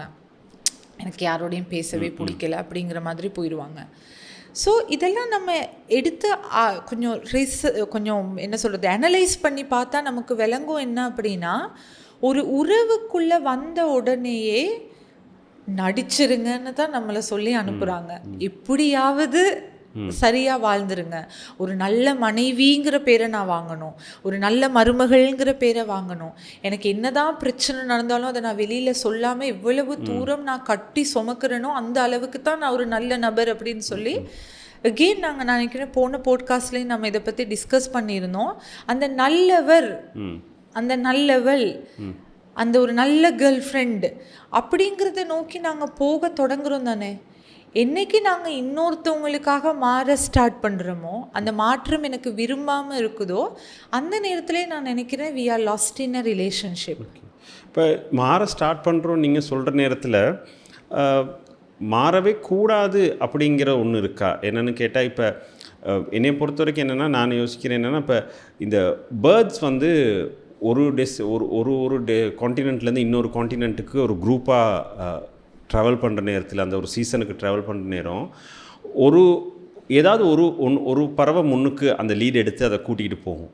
ஸோ அது எப்போ டயர்ட் ஆகுதோ அந்த நேரம் அதை ஸ்லோவாக பின்னுக்கு வந்து இன்னொரு பேர்டு அதை ஓவர்டேக் பண்ணி அந்த லீடர்ஷிப் எடுத்துக்கிட்டு போகுது. இப்படி மாறி மாறி அந்த சிச்சுவேஷனுக்கு யார் எடுக்கிறாங்களோ எடுத்து கூப்பிட்டு போகிறாங்க. ஸோ நாம் இப்போ அதே மாதிரி இப்போ ஒரு ஃபேமிலியை எடுத்துக்கிட்டோம்னு சொன்னால் ஒரு ஹஸ்பண்டோ ஒய்ஃபோ எடுத்துக்கிட்டால் நீங்கள் சொன்ன மாதிரி ஹஸ்பண்டே தான் லீட் பண்ணிக்கிட்டு இருக்கிறாருன்னு சொன்னாலும் கூட எனக்கு இருக்கக்கூடிய ட்ரேட்ஸ் என்னங்கிறது எனக்கு தெரியும் தானே. இப்போ ஒரு உதாரணத்துக்கு எனக்கு யாருக்குமே முகத்துக்கு ஒரு விஷயத்த முடியாதுன்னு சொல்லக்கூடிய ஒரு ஆள் இல்லைன்னா, பட் என் ஒய்ஃபுக்கு அப்படி சொல்ல முடியும். அப்போ எனக்கு சொல்ல முடியாத சில சந்தர்ப்பங்கள், அதாவது குடும்ப சூழலில் செய்ய முடியாத ஒரு விஷயத்த வைஃப் அந்த இடத்துல எனக்கு முன்னுக்கு வந்து அவங்க சொல்கிறாங்க. அதே நேரத்தில் ஒரு ஆளுக்கு சுகமில்லை, அவங்கள ஹாஸ்பிட்டல் கொண்டு போகணும், இவங்களுக்கு அந்தளவு ஒரு ஹாஸ்பிட்டல் போகிற அளவுக்கு இவங்களுக்கு மென்டலி அவங்க ஃபிட் இல்லைங்கிற நேரத்தில் நான் முன்னுக்கு போயிட்டு அதை எடுக்கிறேன். இப்போ இந்த எடுக்கிற கேப்புக்குள்ள நான் சொல்கிறேன், இப்போ இந்த ரோலை நம்ம ஒவ்வொரு இடத்துல மாறி மாறி ப்ளே பண்ணிக்கிட்டு இருக்க நேரம் ஒரு சில இடங்களில் என்னோட ஒரு சில விஷயங்களுக்காக அவங்க சேஞ்ச் ஆகிறது பிழையா, இல்லை அவங்களோட ஒரு சில விஷயங்களுக்காக நான் சேஞ்ச் ஆகிறது பிழையா? உண்மையிலே change is very good thing, positive thing. எந்த இடத்துல ப்ராப்ளம் வருதுன்னா, இப்போ உதாரணமாக இப்போ நீங்கள் சொன்ன மாதிரி அவங்களோட ஸ்ட்ரென்த் என்ன என்னோட ஸ்ட்ரென்த் என்னன்னு பார்த்து புரிந்து நாங்கள் 2 பேரும் கலெக்டிவாக கான்ஷியஸாக மாறுறோமே. ஐ மீன் தெரிந்து விரும்பி கதைத்து கலந்துரையாடி அழகாக நம்ம ஒரு சேஞ்சஸ் கொண்டு வரது அதுதான் ரொம்ப ஹெல்தியான நேச்சர். அது ரொம்ப ஹெல்தியான ஒரு ரிலேஷன்ஷிப்புக்கான ஒரு அடையாளத்தை தான் நீங்கள் சொல்கிறீங்க. ஆனால் இந்த இடத்துல நான் சொல்கிறது என்னன்னா, கம்ப்ளீட்டாக ஒரு டிபெண்டன்ட் சைக்காலஜியில் நான் மாறுறது. அடுத்தது எனக்கு விருப்பம் இல்லை, நான் அவருக்காக அல்லது அவங்களுக்காக அப்படின்னு நான் மாறி மாறி கொஞ்ச நாள் போனோன்னா அது இன்வாலண்டரி ஆகிறது. ஓகே, இப்போ இதில் நான் எனக்கு இப்போ நீங்கள் சொல்கிற விஷயத்தில் எனக்கு என்னென்னா, இது நான் கூடுதலாக நான் பார்த்துருக்கிற விஷயம். இது கூடுதலாக உண்மையில் சொல்ல போனால் ஃபீமேல்ஸுக்கு தான் கூடுதலாக நடந்திருக்குது இந்த இன்வாலண்ட்ரியாக மாறினது. இல்லை ஃபார் எக்ஸாம்பிள் ஒரு 23-24 வயசில் கல்யாணம் கட்டினாங்க வச்சுக்கோமே, ஒரு 2 பிள்ளைகள் பிறந்துட்டாங்க, குடும்ப வாழ்க்கை போயிட்டுருக்குது, நீங்கள் சொன்ன மாதிரி ஹஸ்பண்டுக்கு ஏற்ற மாதிரி மாறிட்டாங்க. பட் ஒரு ஏஜில் ஒரு 40 கிட்ட வார நேரத்தில் அவங்களுக்குள்ள ஒரு எம்டினஸ் தெரிய ஆரம்பிக்கிற ஒரு காலத்தில் இருக்கிற ஒரு சிலரை நான் பார்த்துருக்குறேன். திடீர்னு நான் என்ன செஞ்சுக்கிட்டு இருக்கிறேன், நான் யார் உண்மையில், நான் எதையோ ஒன்று மிஸ் பண்ணிக்கிட்டே இருக்கிறேனே அப்படிங்கிறத பார்த்த ஒரு சிலரை என் லைஃபுக்குள்ளே நான் பார்த்துருக்குறேன். இது நீங்கள் சொன்ன அந்த காரணத்தினால வர விஷயம் தானே ஒரு கட்டத்துக்கு அப்புறம்? டெஃபினேட்டாக. ஏன்னு சொன்னால், நான் முதல்ல சொன்ன மாதிரி ஐ கில் மை செல்ஃப். நான் கில் பண்ணுறேன் செல்ஃபை. எனக்கு பிடிச்சது பிடிக்காதது எல்லாமே. ஒரு கட்டத்தில் நான் யாருன்னே எனக்கு தெரியாது, அல்லது நான் என்ன அப்படிங்கிற ஒரு இப்போ சிம்பிள் சதீஷ், நான் இவ்வளோ பெண்களோட நான் ஒர்க் பண்ணியிருக்கேன்னுட்டு இந்த ஒர்க் இதில் நான் பண்ணும்போது இந்த குறித்த வயதுக்கு அப்புறம் இருக்கிற அம்மாமார்கிட்ட போய்ட்டு ஒரு கேள்வி கேட்டால், உங்களுக்கு பிடிச்ச சாப்பாடு என்ன அப்படின்னு கேட்டால் அது உங்களுக்கு மைண்டில் வராது. அவருக்கு தோசை பிடிக்கும், மூத்த பையனுக்கு இட்லி பிடிக்கும், 2வது உங்களுக்கு என்ன பிடிக்கும் அப்படின்னா, எனக்கு நீ இருக்கிறதெல்லாம் ஓகே அப்படிங்கிற ஒன்று. இப்போது பிரச்சனை என்னென்னா, ஒரு அம்மா தன்னுடைய கணவன் சார்ந்தும் குழந்தை சார்ந்தும் சிந்திக்கிறத நான் தப்புன்னு சொல்லலை. ஆனால் என்னோட கேள்வி அது இல்லையே, உங்களுக்கு என்ன பிடிக்கும் அப்படிங்கிறது. ஸோ என்ன அப்படின்னா, ஒரு ஒரு ஒரு ஒரு பெண்ணினுடைய ஃபுல் ரூட்டீனே ஃபேமிலியை சென்டர் பண்ணி தான் வருதே தவிர ஒரு ஹவுஸ் ஒய்ஃபை சென்டர் பண்ணி எந்த ஃபேமிலியோட ரூட்டீனுமே மாறுறது கிடையாது. அடுத்தது ஒரு ரிலேஷன்ஷிப்னா என்ன சதீஷ்? ஸோ ரிலேஷன்ஷிப்பை நம்ம விட்டுருவோமே, நம்ம ஒரு வேலைக்கு போகிற இடத்துக்கு எடுத்துக்குவோமே. நம்ம ஆஃபீஸ்க்கு போனால் இப்போ நம்ம மேனேஜ்மெண்ட் எடுத்துக்கிட்டா அல்லது ஏதாவது ஒன்று எடுத்துக்கிட்டா அப்ரிஷியேஷன் ஒன்று இருக்குது, பாராட்டு, வெகுமதி. இப்படி ஒரு ஆஃபீஸில் மென்டல் ஹெல்த்தை பற்றி பார்த்துக்கிறதுக்கு நாங்கள் நிறைய விஷயத்த பேசுகிறோம். ஒரு ஸ்கூலில் நம்ம வீட்டில் நம்ம ஹவுஸ் ஒய்ஃபாக இருக்கிற ஒரு ஒய்ஃபுக்கோ ஒர்க்கிங் விமெனுக்குமே கூட இந்த பிரச்சனை வேறு வித்தியாசமான ஒரு விதத்தில் இருக்குது. இவங்க சம்மந்தப்பட்டு நாங்கள் என்ன மாதிரி யோசிக்கிறோம் அப்படின்னு பார்த்தீங்க அப்படின்னா, எல்லாரோட ரூட்டீனையும் சென்டர் பண்ணி தான் இவங்க இருப்பாங்களே தவிர இவங்களையும் சென்டருக்கு கொண்டு வரோன்னு இருக்காது. அப்போ எனக்கு இருக்கிற ஒரு கேள்வி என்னென்னா, தன்னுடைய வாழ்க்கையில் தான் அப்படிங்கிற ஒன்றே இல்லாமல் போயிடுச்சுன்னா அவங்களால எப்படி மற்றவங்களை பார்த்துக்கலாம் டெக்னிக்கலாக, ஆனால் அவங்களால அன்பான ஒரு குடும்பத்தையும் வீட்டையும் கட்டி எழுப்ப முடியும்னா அவங்க பாவம் இல்லையா? So they feel empty. ஏன்னா இப்போ நம்ம எடுத்துக்கிட்டோம் அப்படின்னா, நமக்கு ரிசர்ச்சர்ஸ் சொல்கிறது, நம்ம எல்லாருக்கும் தெரிந்த ஒரு விஷயம்தான், அம்மா அப்பாவுக்கு இடையில் உறவு சரியில்லாட்டி குழந்தைகளினுடைய மனநிலை சரியாக இருக்காது. அம்மா அப்பா ஒரு ஆரோக்கியமான விவாகரத்துக்கு போகாமல் அந்த விவாகரத்து ரொம்ப டாக்ஸிக்காக நடக்குமா இருந்தால் அதனால குழந்தைங்களுக்கு வர பாதிப்புமே இருக்குது. ஸோ இது எல்லாமே கடைசியில் யாரை இஃபெக்ட் பண்ணோம் அப்படின்னா, நம்ம கல்ச்சரில் நம்ம ரொம்ப ஈஸியாக சொல்லிடுவோம், தாய் வளர்த்த வளர்ப்பு அப்படிங்கிற ஒரு பேர்டனும் இருக்குது தானே. ஸோ இது பெண்களுக்கு மத்தியில் கடைசியில் நான் என்னத்தை செஞ்சுட்டேன் லைஃப்பில், நானும் இல்லை, நான் ரொம்ப நேசித்த அந்த குடும்பத்திலே எனக்கு பெரிய நல்ல விஷயங்களை பார்க்க முடியலை அப்படிங்கிறப்ப அவங்களுக்கு நிறைய எம்டினஸ் இருக்குது. இன்னொரு பக்கம் ஆண்களை நாங்கள் எடுத்துக்கிட்டோம் அப்படின்னா அவங்களுக்கும் ஒரு குறித்தளவான பாதிப்பு இப்படியான ஒரு என்வாயரமெண்ட்டில் இருக்கிறப்ப வருது. இப்போ நீங்கள் குறிப்பாக எடுத்து பார்த்தீங்கன்னா, இலங்கையினுடைய தற்கொலை வீதத்தை எடுத்து பார்த்தீங்க அப்படின்னா சுயிசைடல் தாட்ஸும் டிப்ரெஷன் ஸ்ட்ரெஸ் மாதிரியான விஷயங்களும் ட்ரோமான்னு சொல்கிற விஷயங்களும் பெண்களுக்கு அதிகம் இருக்குது. பெண்கள் பாதிக்கப்படுறாங்க இல்லைன்னு இல்லை. ஆனால் தற்கொலை அதிகமாக பண்ணிக்கிறது வந்து யார் அப்படின்னு பார்த்தீங்கன்னா அது ஆண்கள் தான். ஸோ என்ன அப்படின்னா நமக்கு இருக்கிற ஒரு ரொம்ப கவலையான ஒரு விஷயமே அதுதான் சதீஷ். கடைசியில் நமக்கே தெரியாமல் நம்ம எல்லாருமே பாதிக்கப்பட்டுறோம். ஸோ அவங்களுக்குள்ள ஒரு எம்டினஸ் வருது என்ன அப்படின்னா, ஏன்னா ஆண்களுக்கும் நாங்கள் ஒரு ட்ரெயிட் கொடுத்து தானே வச்சுருக்குறோம். ஒரு ஆண்னா நீ இப்படி தான் இருக்கணும், நீ இப்படியெல்லாம் தான் இருக்கணும், இப்படி இருக்கவே முடியாது அப்படிங்கிறப்ப வந்து என்ன சமூகத்தோட ஒரு எதிர்பார்ப்பு இருக்குல்ல, சோஷியல் ப்ரெஷர் ஒன்று இருக்குது தானே. அதே நேரம் நாங்கள் குடும்பங்கள்லேயும் சில நேரங்களில் வந்து ஆண்களுக்கு நாங்கள் கொடுக்குற ரோல்ஸாக இருக்கலாம், அல்லது அவங்களுக்கு கொடுக்குற வகிப்பாகமாக இருக்கலாம், அவங்கள்ட்ட எதிர்பார்க்குற ஒரு விஷயமா இருக்கலாம். இப்போ உதாரணமாக ஒரு அப்பா வந்து ஒரு குடும்பத்தில் ஒரு கொஞ்சம் வளர்ந்த குழந்தைங்கள் இருக்கிறாங்க, ஒரு வைஃப் இருக்கிறாங்க அப்படின்னு சொல்லும் பொழுது அவருக்கு ஏதாவது ஒரு பிரச்சனை வந்து அவருக்கு அழுகிறதுக்கு ஸ்பேஸ் இருக்கா வீட்டில் வந்து? ஒன்று அவர் அழுக மாட்டார், அதை அவர் சாய்ஸாகவே எடுக்க மாட்டார் அப்படிங்கிறது ஒன்று. இன்னொன்று அவர் அதை மனம் விட்டு பேசுகிறத வந்து ஆண்மையே இல்லைன்னு பார்க்குற குடும்பங்களும் இருக்குது, சமூகமும் இருக்குது. ஸோ அப்படி பார்க்கும் பொழுது இப்போது நாங்கள் எல்லாமே சதீஷ் நம்ம விரும்பியோ விரும்பாமலோ இன்டர் கனெக்டடாக தான் நாம் எல்லாமே இருக்கோம். நாங்கள் நினைக்க முடியாது இது பெண்களுக்கான பிரச்சனை, இது வைஃப்ட பிரச்சனை, பெண்கள்னாலே இப்படித்தான், ஆண்கள்னாலே. ஒரு ஆள் எம்டி ஆகும்போது இன்னொரு ஆள் இயற்கையாகவே எம்டி ஆகிடுவாங்க. ஸோ நீங்கள் அந்த இயற்கையிலையும் நாம் அதை பார்க்கலாம் இல்லையா? அந்த மரங்கள் எல்லாம், ஏதாவது ஒரு மரம் பட்டு போகுது அப்படின்னா சில நேரம் நல்லா இருக்கும் பக்கத்தில் இருக்கிற மரம், அதுக்கு எல்லாமே கொடுத்து பார்த்தாலும் மேபி அதுக்கிட்டே அந்த வைப்பு வரும், அது கொஞ்சம் வாடி போகிற மாதிரி.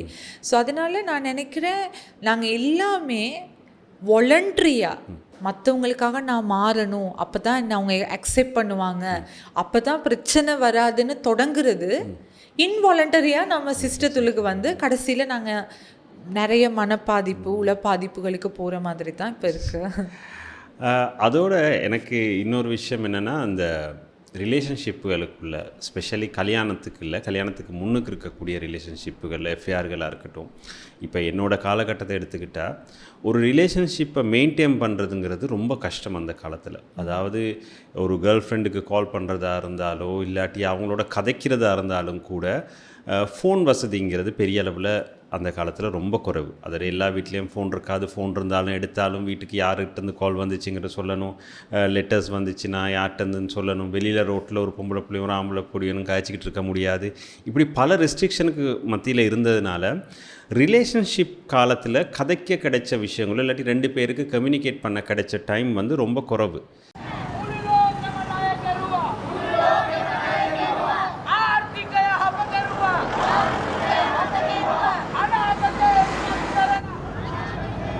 Why did they let only us go, Mr. Anu? Because you are tourists, madam.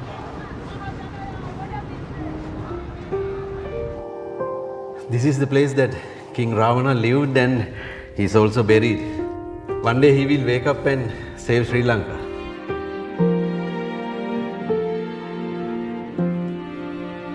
Like it? Love it. There we go.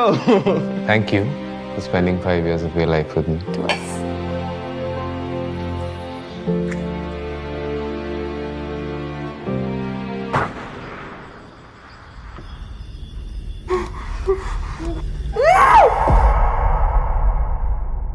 Mr. Andrew, we got robbed. Where were you?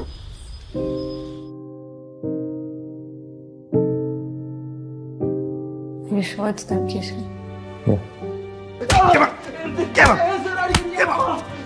ജനൽ ശരിക്കും അടച്ചായിരുന്നില്ലേ? Panda uttai.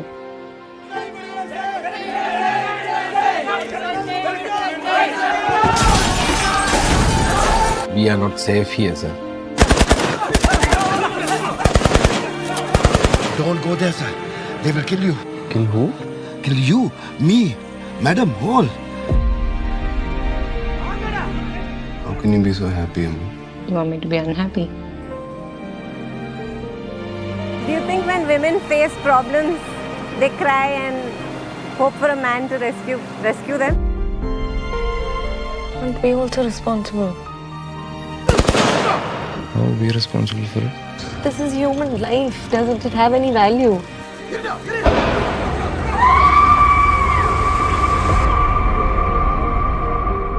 Shandu, now might be a good time for Ravana to wake up from his slumber and save Lanka. Like.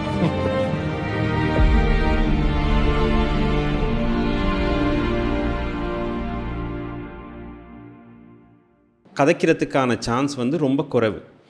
ஆனால் கல்யாணத்துக்கு அப்புறமா எங்கேயோ அவங்க அதுக்கப்புறம் எல்லாத்தையும் communicate பண்ணுறதுக்கான சான்ஸ் இருக்குது. ஸோ அவங்க லைஃப் டைமுக்குள்ளேயே அவங்க 2 பேரும் தெரியாத விஷயங்களோ இல்லாட்டி கதைக்காத விஷயங்கள் கதைச்சி கம்யூனிகேட் பண்ணிக்கிறதுக்கு சான்சஸ் இருக்குது அதுக்கப்புறம். இது அந்த காலத்தில் இருந்த இது. பட் இப்போ ஒரு ரிலேஷன்ஷிப் ஸ்டார்ட் பண்ணி வித்தின் 2-3 மந்த்ஸுக்குள்ளே உங்களுக்கு பேச வேண்டிய எல்லாத்தையுமே சட்டில் நீங்கள் பேசி முடிச்சிடுறீங்க. உங்களுக்கு அதுக்கு மேலே பேசுகிறதுக்குன்னு சொல்லி புதுசாக எந்த ஒரு விஷயமும் இல்லை. அப்போ ஒரு வருஷம் போகிறதுக்கப்புறம் அந்த 2 பேருக்கு இடையில் ரிலேஷன்ஷிப்புக்குள்ளே பேசுகிறதுக்கான விஷயங்கள் ரொம்ப குறைஞ்சி போயிடுற மாதிரி தான் எனக்கு தோணுது. அப்போ ஒரு 1.5 வருஷம் ஆகிற நேரம் சம்மந்தம் இல்லாத விஷயங்கள் பேசி அது சம்மந்தம் இல்லாத இடத்துக்கு போகிறதுனால ஆர்கியூமெண்ட் வரதுக்கான சான்சஸ் கூட இருக்கிற மாதிரி நான் யோசிக்கிறேன். இந்த ஜென்ரேஷனோட இந்த கம்யூனிகேஷன், அதாவது கம்யூனிகேஷன் சொல்கிறது சட்டில் இருக்கிற கம்யூனிகேஷன் ரொம்ப அளவுக்கு அதிகமாக இருக்கிறதுனாலையும் பிரச்சனை உருவாகிறதுக்கான காரணம் இருக்குது. அப்படியும் ஒரு காரணம் இருக்குதுன்னு சொல்லலாம். ஸோ நீங்கள் சொன்னது எனக்கு நிறைய ஞாபகம் இருக்கும். என்னோட பேசுகிற நிறைய யங்ஸ்டர்ஸ் எனக்கு சொல்கிற ஒரு விஷயந்தான், கொஞ்ச நாளைக்கு அப்புறம் சிந்துஜா சாப்பிட்டீங்களான்னு மட்டும்தான் கேட்குறோம், அதுக்கு அங்கால கேட்குறதுக்கு ஒன்றுமே இல்லை. ஐ மீன் பிகினிங்கில் 8 ஹவர் 9 ஹவர் விடிய விடிய பேசுகிறோம். பட் ஒரு குறிப்பிட்ட காலத்துக்கு அப்புறம் வந்து நமக்கு என்ன சொல்கிறது, சாப்பிட்டீங்களா தூங்கிட்டீங்களா அது இல்லை. அந்த நேரம் இன்னொரு நபர்கிட்ட இருந்து வர பிரச்சனை தான் நீங்கள் முன்ன மாதிரி இல்லை, என்னோட பேசுகிறது இல்லை, எனக்கு அட்டென்ஷன் கொடுக்கறது இல்லை அப்படிங்கிறது. ஸோ நாங்கள் ஒரு விஷயம் புரிஞ்சுக்கணும் என்ன அப்படின்னா, மனிதன் ஒரு 2 மனிதர்களுக்குள்ள ஒரு உறவு வரும் பொழுது அந்த உறவு வந்து எப்பயுமே வந்து வளர்ந்துக்கிட்டே இருக்கவும் இருக்காது. அதே மாதிரி ஒரு குறிப்பிட்ட ஒரு காலம் நாங்கள் சொல்லுவோம் என்ன அப்படின்னா, ஒரு எனர்ஜியான ஒரு காலம் ஒன்று வரும் தானே, நம்ம 2 பேர் மீட் பண்ணி பேச தொடங்கினதுக்கப்புறம் அது கொஞ்ச நேரம் வந்து ஒரு பீக் லெவலுக்கு போனதுக்கப்புறம் சில நேரம் சில ட்ராப்ஸும் இருக்கலாம், சிலருக்கு அது மெயின்டைன் ஆகிட்டும் போகலாம், அப்படியும் இருக்கலாம். ஸோ நம்ம வந்து அந்த ட்ராப் வரும்போது அதை எப்படி புரிஞ்சுக்கிறது அப்படிங்கிறது நமக்கு அந்த நாலேஜ் இல்லை தானே. இப்போ உதாரணமாக இலங்கையில் 13 வருஷம் ஸ்கூலில் படிச்சுட்டு வெளியில் வர ஒரு ஆளுக்கு என்னால் பயப்படாமல் ஒரு விஷயத்தை தொடர்பாடல் செய்கிற திறன் இருக்குன்னு சொல்ல முடியுமா அப்படிங்கிற ஒரு கேள்வி இருக்குது. ஒரு பிரச்சனையை பகுப்பாய்வு செய்யுங்க அப்படின்னு சொல்ல முடியுமா?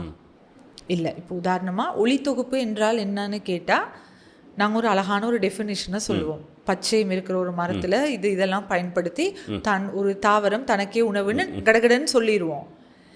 இதே வந்து பச்சையும் இல்லாத ஒரு தாவரம் எப்படி தனக்கு சாப்பாடு எடுத்துக்குன்னா அதை நமக்கு சொல்லி கொடுக்க தெரியாது. ஸோ நான் இந்த பிரச்சனையை எப்படி பார்க்குறேன் அப்படின்னா, இதை வந்து சோஷியல் மீடியாவோட ஒரு தனிப்பட்ட பிரச்சனையாக நான் பார்க்க மாட்டேன் சதீஷ். அதுக்கு ரீசன் என்னென்னா, ஒரு மெஷினால் நம்மளை கண்ட்ரோல் பண்ண இயலாது. நம்ம வீட்டில் இருக்கிற தையல் மெஷின் மாதிரி, டிவி மாதிரி, நம்ம வீட்டில் இருக்கிற வாஷிங் மெஷின் மாதிரி இதுவுமே ஒரு மெஷின் தான். பட் இதில் இன்னும் நிறைய ஃபெசிலிட்டிஸ் இருக்குது. பட் இதனால தான் எல்லாம் இப்படி ஆயிடுச்சுன்னு என்னால் கட்டாயமாக சொல்ல முடியாது. ஏன்னா அதை உருவாக்கின க்ரியேட்டிவிட்டியும் கிராஃப்டிவிட்டியும் இருக்கிற ஒரு அனிமல் தான் மனிதன் அப்படிங்கிறது. ஸோ நான் இதை எப்படி பார்க்குறேன் அப்படின்னா, இந்த ரிலேஷன்ஷிப்பில் வர்ற சறுக்கல் காலம் இருக்குது தானே, கொஞ்ச நாள் பேசிட்டு போனதுக்கப்புறம் போர் அடிக்கிற ஒரு காலமாக இருக்கலாம். இன்னொன்று ஏன் போர் அடிக்குதுன்னு ஒரு காலமும் இருக்கலாம். இந்த நபரை நான் எதுக்காக தெரிவு செய்தேன்னு ஒரு காரணமும் இருக்கலாம். இப்படியா அந்த ரூட் கோஸை பார்த்து அதுக்கு ஆக்ட் பண்ண இந்த நபருக்கு தெரிந்தா, அதுக்கு ஏற்ற மாதிரி செயல்பட எனக்கு தெரிஞ்சிச்சுன்னா, அந்த பேசிக் ஸ்கில் எனக்கு இருந்துச்சு அப்படின்னா எனக்கு அது ஒரு பிரச்சனையாக இருக்க போகிறதில்ல. இப்போ உதாரணமாக நான் இப்போ நிறைய பேரோட கதைக்கும் போது அவங்க என்ன சொல்கிறது என்னென்னா, இந்த பாய் ஃப்ரெண்டோட என்னால் தொடர்ந்து கதைக்கவே முடியாது, அவர் இப்போ மாறிட்டார், முன்ன மாதிரி இல்லை, எனக்கு அவர் முன்ன நிறைய டைம் கொடுத்தாரு, இப்போ எனக்கு அவர் டைமே கொடுக்கறதில்ல. ஓகே, அப்போ நாங்கள் அவங்களோட உட்காந்து பேசும் பொழுது நீங்கள் அவரை எப்படி மீட் பண்ணீங்க, எப்படி அவரை தெரிஞ்சுக்கிட்டீங்க, எப்படி அந்த ரிலேஷன்ஷிப் ஸ்டார்ட் பண்ணீங்க அப்படின்னு பார்த்தீங்க அப்படின்னு கேட்டால் ஒரு வெரி குயிக் ஸ்டார்ட். இப்போது அந்த ரிலேஷன்ஷிப் எடுத்து பார்த்தா அப்போ அந்த ஸ்டார்ட் வந்து எப்படி வந்திருக்கு அப்படின்னு பார்த்தீங்கன்னா, அந்த குறித்த பெண் நபரினுடைய அப்பா தவறி போயிட்டாங்க. அவங்க ரொம்ப அப்பாவோட பாசமாக இருக்கிற ஒருத்தவங்க. ஸோ அவரோட அப்பா இல்லாமல் போன அந்த வேக்யூமை ஃபில் பண்ணுறதுக்காக ஒருத்தர் ஆறுதலாக கதைத்த ஒருத்தரை வந்து அவங்க காதல்னு புரிஞ்சுக்கிட்டாங்க. Which is normal. இது வந்து ஒரு ட்ரோமா ரெஸ்பான்ஸ் ஒன்று. அவங்களுக்கு வந்து ஒரு வெற்றிடத்தை நிரப்புகிறது. கொஞ்ச நாள் போனதுக்கப்புறம் என்ன நடந்திருக்கு அப்படின்னா, இவங்களுக்கு ஃபுல்ஃபில் ஆகிருச்சு. என்னது, இவங்க கவலையில் இருந்தாங்க ஒரு காலம். அந்த ஃபுல் டைமும் அவர் பேசிகிட்டு இருந்தார். அவருக்கும் பேசுகிறதுக்கு ஒரு டாபிக் இருந்துச்சு. முடித்ததுக்கப்புறம் 2 பேருமே லாஸ்ட். அதை இவங்க எப்படி பார்க்குறாங்கன்னா, இவர் மாறிட்டார், வேறொரு நம்ம ஜட்ஜ் பண்ண வெளிக்கிட்டது தான் அன்றைக்கில் இருக்க பிரச்சனை. ஓகே, இப்போ இந்த 2 பேருக்குமே, இந்த 2 யூத்துக்குமே நமக்கு ஒரு ஸ்கில் இருக்குமா இருந்தால், இது ஏன் இப்படி நடந்துச்சுன்னு உட்காந்து பேசுகிறதுக்கு அவங்க ஒரு கவுன்சிலர்கிட்ட வரவும் தேவையில்லை, அவங்க ஒரு டாக்டர்கிட்ட போகவும் தேவையில்லை. ஆனால் என்ன நடக்குதுன்னா, அந்த பிரச்சனையை சால்வ் பண்ணுறது எப்படின்னு இவங்க தெரியாதனால இவங்க டக்குன்னு எங்கே போவாங்க அப்படின்னா சோஷியல் மீடியாவுக்கு தான் போவாங்க. அதில் நம்ம பார்க்குற ட்ராமாலேருந்து கதைகள்லேருந்து எல்லாமே வந்து டிப்பிக்கல் ஒன் ஸ்டோரி. ஒரு பையன் ஒரு பொண்ணை லவ் பண்ணுவாங்க, கொஞ்ச நாள் பொண்ணை கதைக்காமல் விட்டுருவாங்க. அதுக்கு கட்டாயமான ரீசனாக என்ன இருக்கும் அப்படின்னா, இன்னொரு தொடர்பாக இருக்கும் அப்படின்னு அந்த லைன்லேயே தான் நாங்கள் திங்க் பண்ணுவோம். ஓகே, ஏற்றுக்குவோம், இன்னொரு ஆள் மேலே இம்ப்ரெஷன் வந்துருச்சு. இதை நான் எப்படி ஃபேஸ் பண்ணுறதுன்னு 2 பேர்த்துக்கும் சொல்லி கொடுத்துருந்தா 2 பேருக்கும் அந்த இப்போ நான் சொல்கிறது வந்து என்ன அப்படின்னா, எல்லாரும் அவங்க லைஃப்பில் இருக்க பிரச்சனையை தீர்க்கிற அளவுக்கு சூப்பர் மேனாக சூப்பர் உமனாக அவங்கள மாற்றணும்னு இல்லை. பேசிக் ஸ்கில் தான் கம்யூனிகேஷன் அப்படிங்கிறது. ஸோ அதனால் நான் நினைக்கிறேன் என்னென்னா சதீஷ், ஒரு ரொம்ப டெக்னாலஜி வளர்ந்த ஒரு யுகத்தில் தெரிவுகள் கூட இருக்கிற ஒரு சமூகத்துக்கு இந்த தெரிவுகளுக்கூடாக நான் எப்படி வாழணுங்கிற நாலேஜை கொடுக்காம எவ்வளோ ஆண்டாண்டு காலத்துக்கு முன்னுக்கு உருவாக்கின பாடத்திட்டத்தை வச்சு நம்ம படிச்சுக்கிட்டு இருந்தா அது ஃபெயிலியரில் தானே கொண்டு போய் விடும். பட் அதை எப்படி எடுத்துகிட்டு போகிறது அப்படிங்கிறது ஒன்று இருக்குது. இன்னொரு வந்து நம்ம ஒரு ரிலேஷன்ஷிப்புக்குள்ளே போகிறப்ப நான் நினைக்கிறேன் என்ன அப்படின்னா, நம்ம எல்லாரும் புரிஞ்சிக்க வேண்டிய ஒரு விஷயம் என்னென்னா, நான் நினைக்கிறேன் ஒரு ரிலேஷன்ஷிப்னா என்னங்கிறதே ஒரு பாடத்திட்டத்தில் வரணும். அது நான் சொல்ல மாட்டேன் இன்டிமேட் ரிலேஷன்ஷிப்புங்கிறது மட்டும்தான். ஏன்னா இலங்கையில் இருக்கக்கூடிய இன்னொரு பெரிய பிரச்சனை தான், நம்ம ரொம்ப வளர்ந்ததுக்கப்புறம் அப்பா அம்மாவோட இருக்கிற உறவு முறையுமே எங்களுக்கு சரியாக வச்சுக்க தெரியுதா அப்படிங்கிற ஒரு கேள்வி. சில நேரம் நாங்கள் சொல்லுவோம், ரொம்ப பெருமையாக சொல்லுவோம், என்ன அப்படின்னா, இலங்கையில் தான்ப்பா அப்பா அம்மாவை பிள்ளைகள் மதிக்கிற ஒரு கலாச்சாரம் இருக்குது. வெளிநாட்டிலலாம் போய் பாருங்கள், அவன் கொண்டு போயிட்டு எல்டர்ஸ் ஹோமில் அப்பா அம்மா விட்டுட்டு வராங்கன்னு. ஆனால் அங்கே போய் பார்த்தா 7 நாள் நான் வீட்டிலே எங்கள் அப்பாவோட இருந்தாலும் நான் ஸ்பெண்ட் பண்ணாத குவாலிட்டி ஆஃப் டைமை வந்து அவங்க அப்பா ஒரு ஹோம்லே இருந்தாலும் எவ்ரி வீக் போயிட்டு அப்பாவும் மகனும் சேர்ந்து ஒரு பிடிச்ச பாட்டை கேட்குறது, அப்படி அங்கே ஒரு குவாலிட்டி இருக்குது. ஸோ நான் நினைக்கிறேன் என்ன அப்படின்னா சதீஷ், ரீசன் எங்கே இருக்குதுன்னு கேட்டிங்கன்னா, இந்த வாட்ஸ்அப் சாட் இந்த மாதிரி விஷயங்கள் 100% அது மட்டும் காரணம் இல்லை. நம்மளோட எஜுகேஷன் சிஸ்டத்தில் வந்து வாழ்க்கைக்கு தேவையான அடிப்படை திறன் கம்யூனிகேஷன் அண்ட் கனெக்ஷன் இதை உருவாக்குறதுக்கு நம்ம சொல்லி கொடுக்கறது இல்லை அப்படிங்கிறது. இல்லை, அந்த கம்யூனிகேஷன் நீங்கள் சொல்கிற நேரம் தான் எனக்கு உண்மையில் இப்போ அந்த சொன்ன ஒரு முக்கியமான விஷயம். ஃபாரினில் இருக்கிறவங்களாக இருக்கட்டும், அவங்களுக்குள்ள தகப்பனும் மகனுக்காக இருக்கட்டும், இல்லாட்டி அம்மாவுக்கும் மகளுக்குமா இருக்கட்டும், இல்லாட்டி குடும்பத்துக்கான கம்யூனிகேஷனுங்கிறது வந்து ஒரு டேபிளில் உட்காந்து கதைக்கக்கூடிய அளவுக்கு கம்ஃபர்டபுளாக அது உருவாக்கப்பட்டிருக்குது. இங்கே இன்னும் அந்தளவுக்கு ஆரம்பிச்சிருந்தாலுமே கூட அந்தளவு தூரத்துக்கு இல்லை. ரிலேஷன்ஷிப்புகள்லேயும் கூட எனக்கு இது உன்ட்ட பிடிக்கல, இல்லாட்டி நீ செஞ்ச இந்த விஷயம் எனக்கு ஒத்துக்கல அப்படிங்கிற மாதிரியான விஷயங்கள் பேசுகிறதுக்கு இன்னும் நம்ம ஈகோ விட்டு கொடுக்குது இல்லைங்கிற எனக்கு ஒரு எண்ணம் ஒன்று இருக்குது. நம்மளோட ஈகோ இதை விட்டு கொடுக்குது இல்லை. அப்போ அதனால தான் இன்றைக்கி வரைக்குமே எந்த ஒரு பிரச்சனைக்கும் தெளிவான தீர்வு எடுக்க முடியாது, ரிலேஷன்ஷிப்புக்குள்ளே எடுக்க முடியாமல் இருக்கிறோம். மேபி அந்த ஈகோவோடே கடைசி வரைக்கும் நம்ம ட்ராவல் பண்ணி ரிலேஷன்ஷிப்பை மொத்தமாக முறிச்சிக்கிறமாகவும் இருக்கலாம் அப்படிங்கிறது தான் இருக்குது. அப்போ நீங்கள் சொன்ன மாதிரி கடைசியாக திரும்ப வந்து ஏன் உங்கள் ரிலேஷன்ஷிப் முடிஞ்சிச்சின்னு கேட்டால் சொல்கிறதுக்கு சில நேரம் பதில் கூட இல்லை. சில நேரம் கொடுத்தோம்னா ரொம்ப ஒரு லேம் எக்ஸ்கியூஸாக இருக்கும், ஒரு சின்ன விஷயமாக கூட இருக்கும்னு நான் யோசித்தேன். ப்ளஸ் இதே நேரத்தில் ரிலேஷன்ஷிப்புக்குள்ளே செக்ஷுவல் ரிலேஷன்ஷிப்புங்கிறது எந்தளவு தூரத்துக்கு இம்பேக்ட் பண்ணுது ஒரு ரிலேஷன்ஷிப்புக்குள்ளே? அது திருமணம் முடிச்சா இருக்கலாம், முடிக்காமன்னு கதைக்க தொடங்கினோன்னா இது கல்ச்சரலாக கொண்டு போயிட்டு வேறொரு இடத்துல வைக்க பார்ப்பாங்க. பட் இல்லை, அப்படியே தாண்டி இந்த சமூகம் ரொம்ப தூரம் போயிருச்சுங்கிறது ஒன்று இருக்குது. இது திருமணத்துக்கு முன்னுக்கு இருக்கணுமா பின்னுக்கு இருக்கணுமாங்கிறத டிசைட் பண்ண வேண்டிய இடத்துல அதுக்குரியவங்க இருக்கிறாங்கங்கிற இடத்துல தான் நான் இருக்கிறேன். அது நான் சொல்லித்தான் அவங்க அப்படி செய்யணுங்கிறதுல இல்லைன்னு. ஸோ இது எந்தளவு தூரத்துக்கு இம்பேக்ட் பண்ணுதுன்னு நினைக்கிறீங்க ரிலேஷன்ஷிப்ஸை பொறுத்த வரைக்கும்? இப்போ என்னை பொறுத்தவரையில் என்ன அப்படின்னா, நம்ம வார ஒரு சமூகம் வந்து நம்மளோட சொசைட்டி எடுத்துக்கிட்டோம் அப்படின்னா, நம்ம சொசைட்டியில் செக்ஸை ஓப்பனாக பேசுகிற ஒரு இடத்துல நம்ம இல்லை. அதே நேரம் நான் நினைக்கிறேன் என்ன அப்படின்னா, செக்ஸை வந்து ஒரு புனிதமான ஒரு விஷயமாகவும் ஒரு அழகான ஒரு விஷயமாகவும் ஒரு ரிலேஷன்ஷிப்புக்கு ரொம்ப முக்கியமான ஒரு விஷயமாக பார்க்குற இடத்துலையும் நாங்கள் இல்லை. அதிகமானவர்கள் இது வந்து சதீஷ் ரொம்ப நாங்கள் இதை ரொம்ப இன்டெப்த்தாக பார்க்க போனோன்னா ஒவ்வொரு சமூக மட்டம் ஒவ்வொரு சமூக பின்னணியிலேருந்து வரவங்க ஒவ்வொரு விதமாக இதில் பாதிக்கப்படுறாங்க.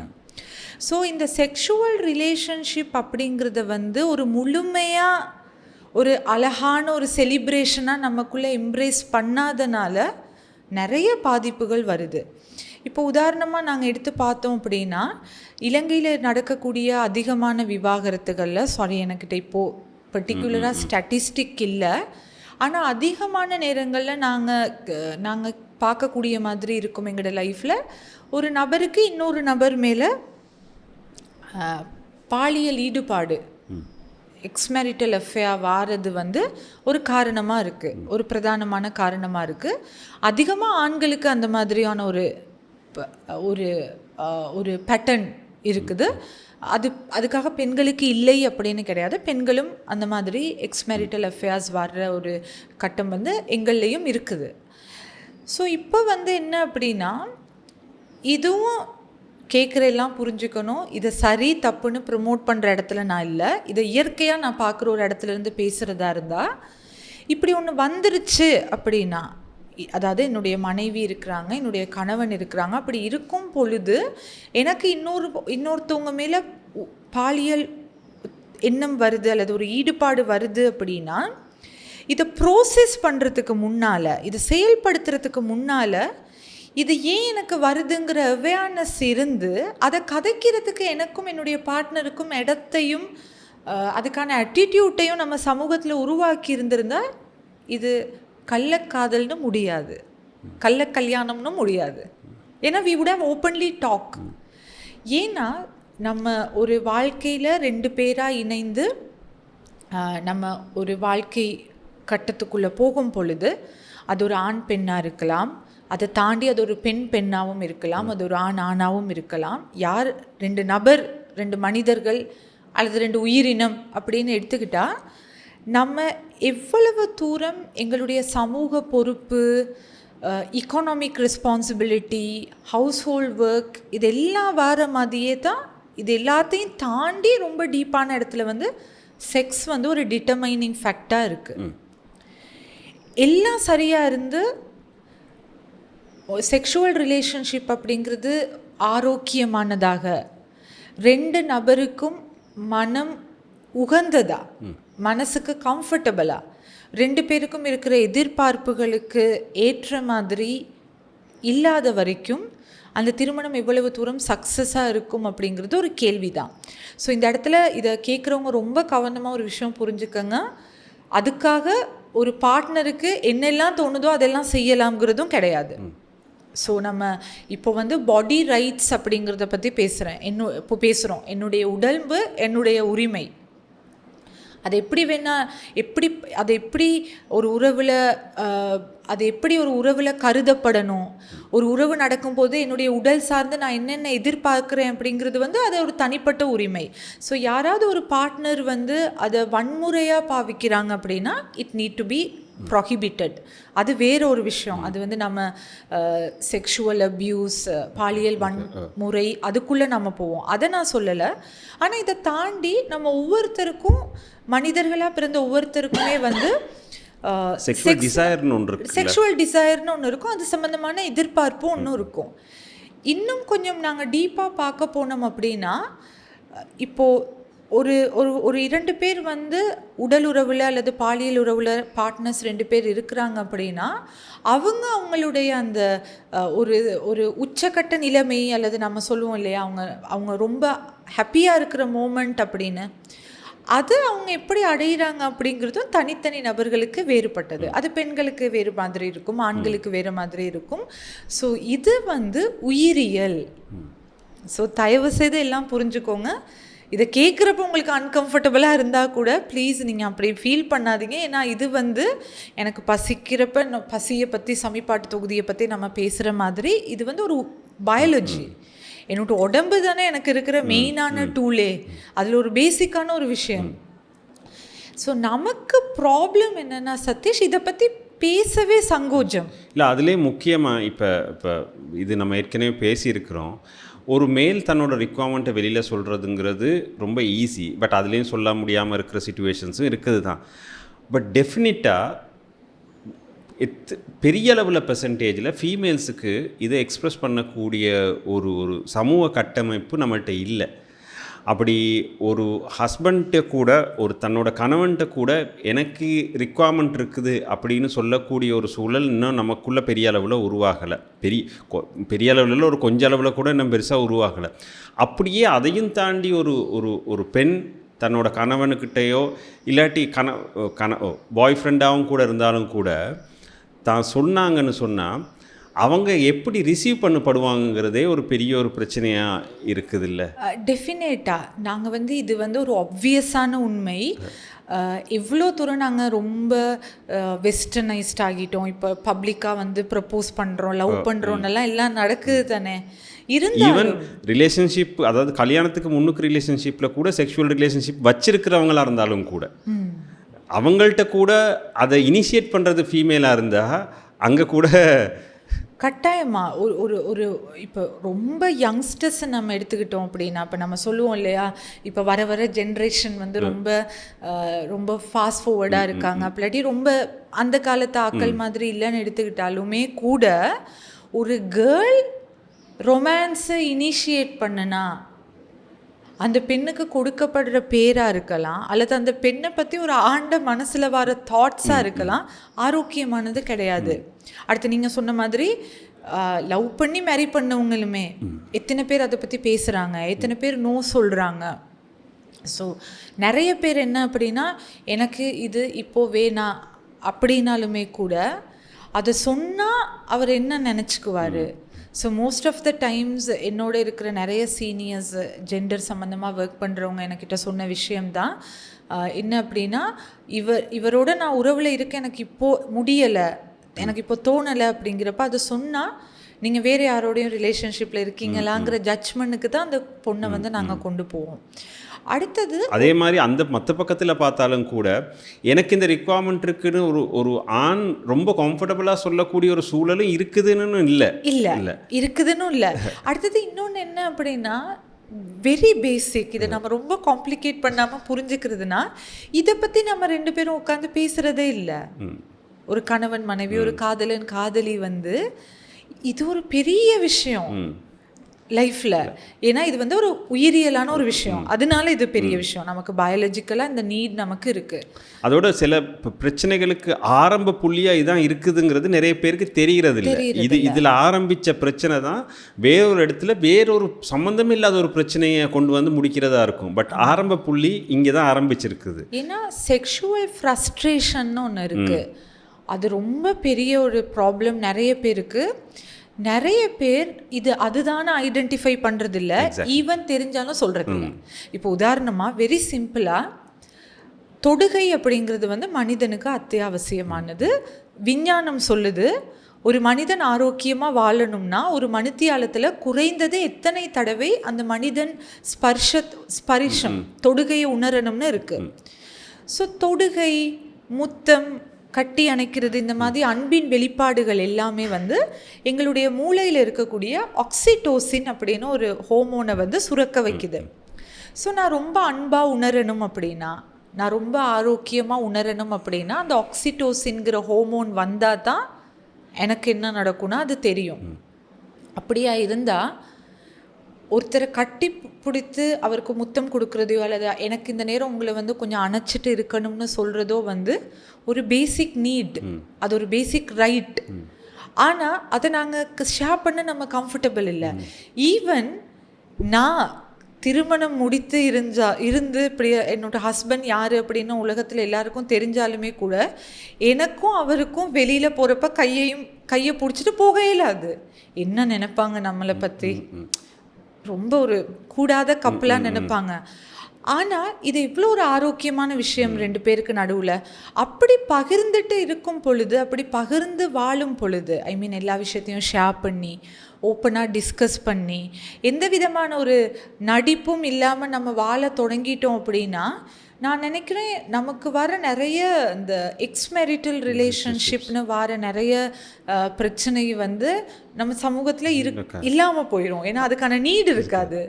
அதே மாதிரி தான் உங்கள் குடும்பங்களுக்குள்ளே நீங்கள் அப்படி பிஹேவ் பண்ணுறத உங்கள் குழந்தைகள் பார்த்து வளர்கிற நேரம் அவங்களுக்கும் ஹெல்த்தி ரிலேஷன்ஷிப்புனா என்ன, நம்ம ஒருத்தரை கட்டி பிடிக்கிறது தப்பு இல்லை. அதாவது இப்போ சாதாரணமாக இப்போ வேறு பிரச்சனைகளுக்கு போகிறதுக்கு முன்னுக்கு நம்ம வீட்டிலே அவங்க பார்த்து பழகின சில விஷயங்களோட வாழ்ந்து பழகணுன்னு அந்த பிள்ளைகள் வளர்ந்து பெருசாக வர நேரத்தில் இந்த மாதிரி விஷயங்களை சர்வசாதாரணமாக ஹேண்டில் பண்ணுறதுக்கான ஒரு சூழல் உருவாகிறோம்.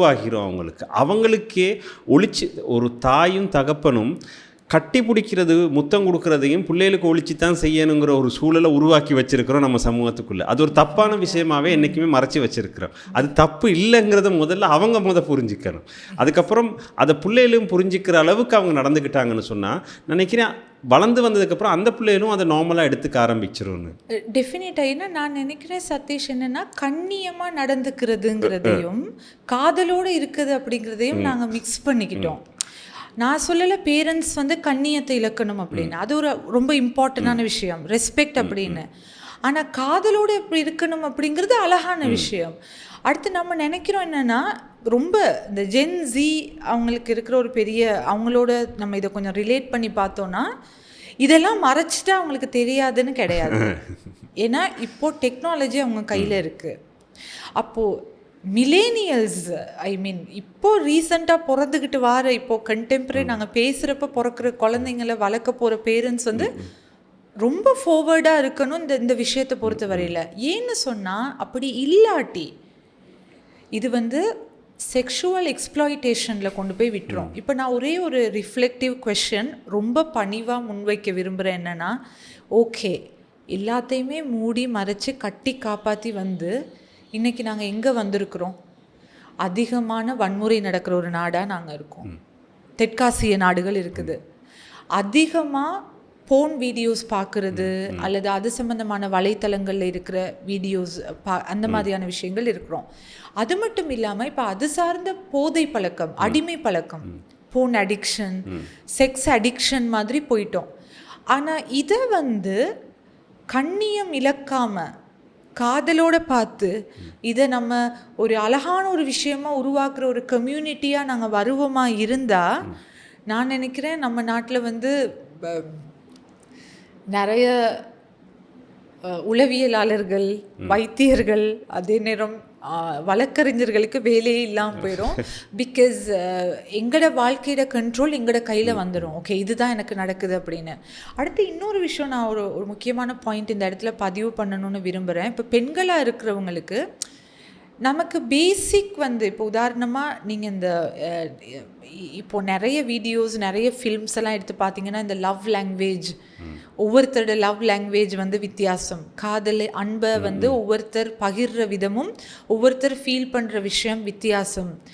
எந்தெந்த விதத்தில் அன்பை வெளிப்படுத்தலாம் இப்படின்னெல்லாம் இருக்குது. அதே நேரம் விஞ்ஞானம் இப்போ ரொம்ப வளர்ந்து ஆண்களுக்கு எது அன்பு அல்லது எப்படி இருக்குது, பெண்களுக்கு எப்படி இருக்குன்னெல்லாம் வரலாம். ஸோ பெண்கள் அப்படிங்கிறப்ப வந்து நாங்கள் அதிகமாக எதிர்பார்க்குற விஷயம் என்ன அப்படின்னா, ஒரு சின்ன ஒரு அன்பான ஒரு அரவணைப்பு, ஒரு 4 வார்த்தை, ரொம்ப நம்மளை வந்து அப்ரிஷியேட் பண்ணுறது மாதிரியான விஷயங்கள். இதை நாங்கள் கேட்குறதில்ல. கேட்டால் பயம், எங்களுக்கு என்ன ஜட்ஜ்மெண்ட் வரும், என்ன பேர் வரும், என் மேலே என்ன சந்தேகம் வரும் அப்படிங்கிறது. ஆனால் இது எனக்கு வேணும். எப்படி கேட்குறது? அதுக்கு நான் போடுவேன் இல்லையா ஒரு ட்ராமா, இதை கேட்குறதுக்கு. அந்த இடத்துல தான் நாங்கள் மேனிப்புலேஷன் அப்படிங்கிறத ஆரம்பிக்கிறோம். ஸோ பெண்கள் எல்லாமே மேனிப்புலேட்டிவான ஆக்கள், இமோஷனலாக மேனிப்புலேட் பண்ணுவாங்க, ரொம்ப உணர்ச்சி வசப்படுவாங்க, ரொம்ப அழுவாங்க, ரொம்ப ரொம்ப பிரச்சனைன்னு நினச்சிக்கிட்டு இருக்கோம் அப்படின்னா, அல்லது நான் அப்படி ஒரு நபராக இருக்கிறேன் அப்படின்னு நீங்கள் தெரிஞ்சுக்கிட்டா ப்ளீஸ் புரிஞ்சுக்கோங்க, இது உங்களோட நேச்சர் கால். உங்களுக்கு தேவையான ஒரு விஷயத்த நீங்கள் டைரெக்டாக கேட்க விருப்பம் இல்லாதனால அதை எப்படி கேட்குறது அப்படிங்கிறதுக்காக ஒரு கதை சொல்ல போகிறோம் இல்லையா, அந்த கதையில் தான் நாங்கள் நிறைய பிழை விடுறோம். இதனால தான் எனக்கு இப்படி நடந்துச்சு, எனக்கு அப்போ நான் என்ன பண்ணுறேன்னா, என்னை ரொம்ப பாவப்பட்ட ஒரு ஆளாகவே நான் காட்டிக்க விரும்புகிறேன். ரொம்ப பவர்லெஸ்ஸான, ஏன்னா நான் பவர்லெஸ்ஸாகவும் பாவப்பட்ட ஒரு நிலைமையிலையும் இருக்க வரைக்கும் தான் என்னுடைய பார்ட்னர்கிட்ட இருந்து எனக்கு அட்டென்ஷன் கிடைக்கும் அப்படின்னு.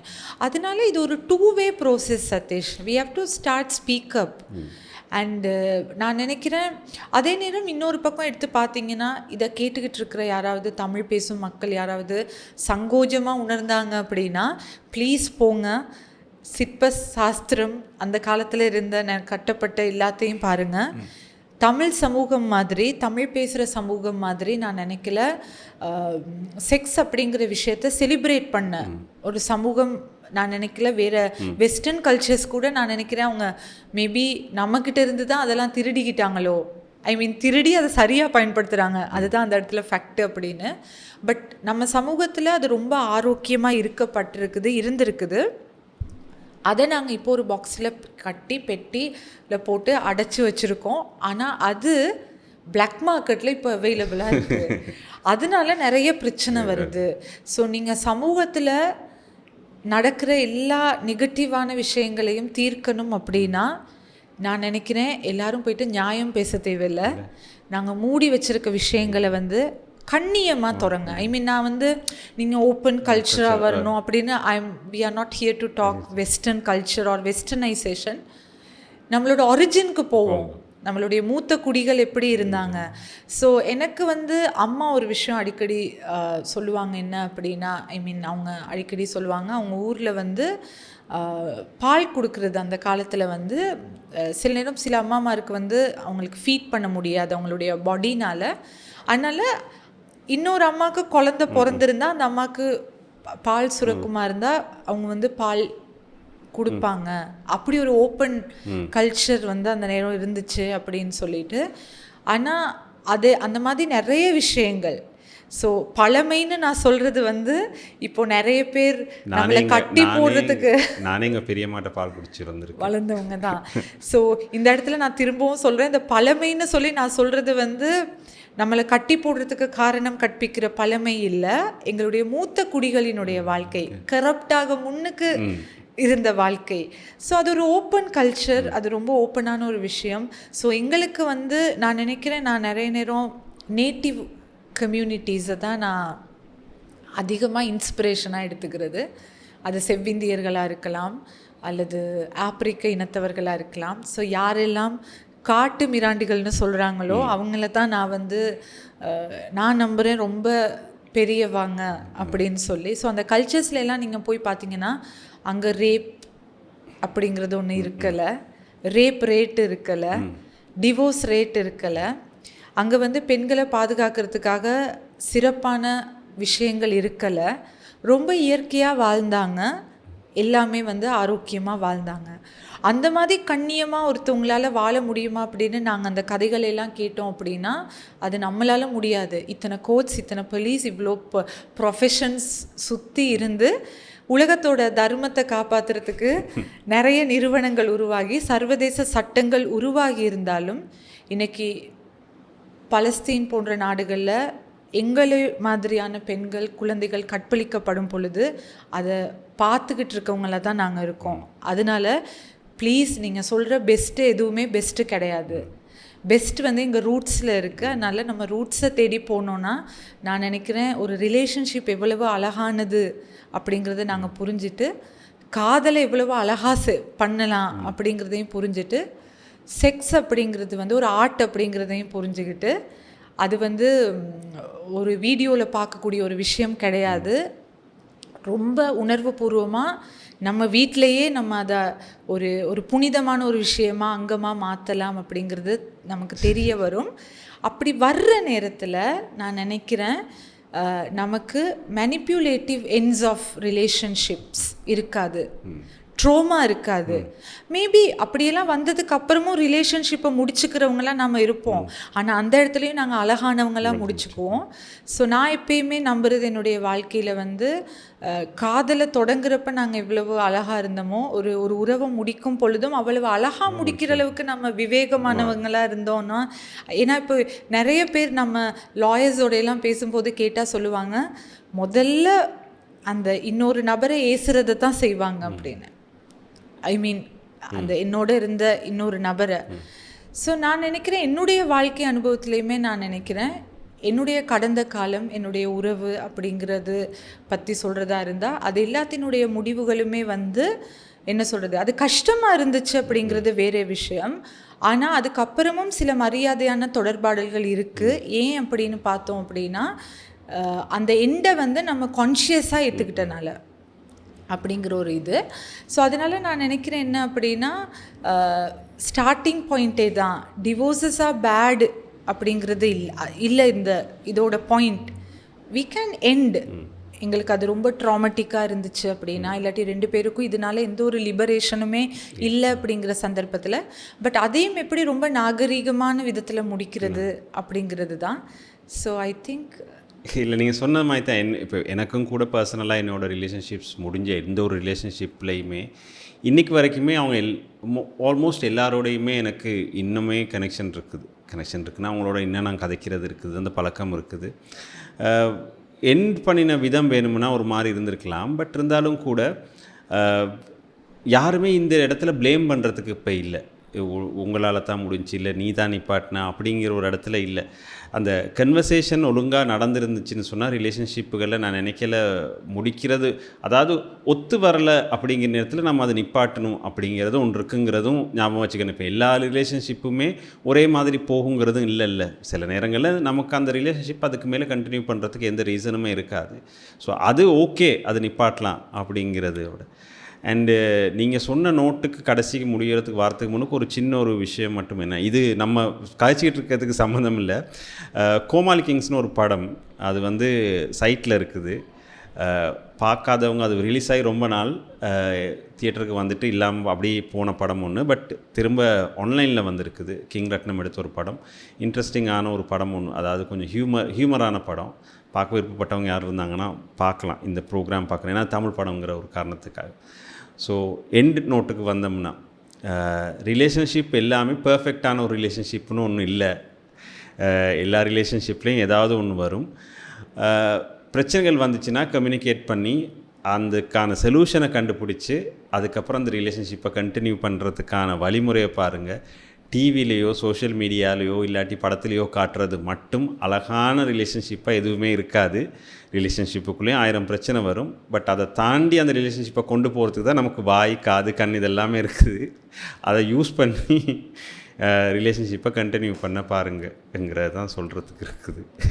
டெஃபினேட்டாக நான் நினைக்கிறேன் ஒரு இம்பார்ட்டண்டான விஷயம் நீங்கள் ஒரு வேர்டு கொண்டு வந்தீங்க. அந்த வேர்டை நான் பேசவே இல்லை, பெர்ஃபெக்ஷன் அப்படிங்கிறது.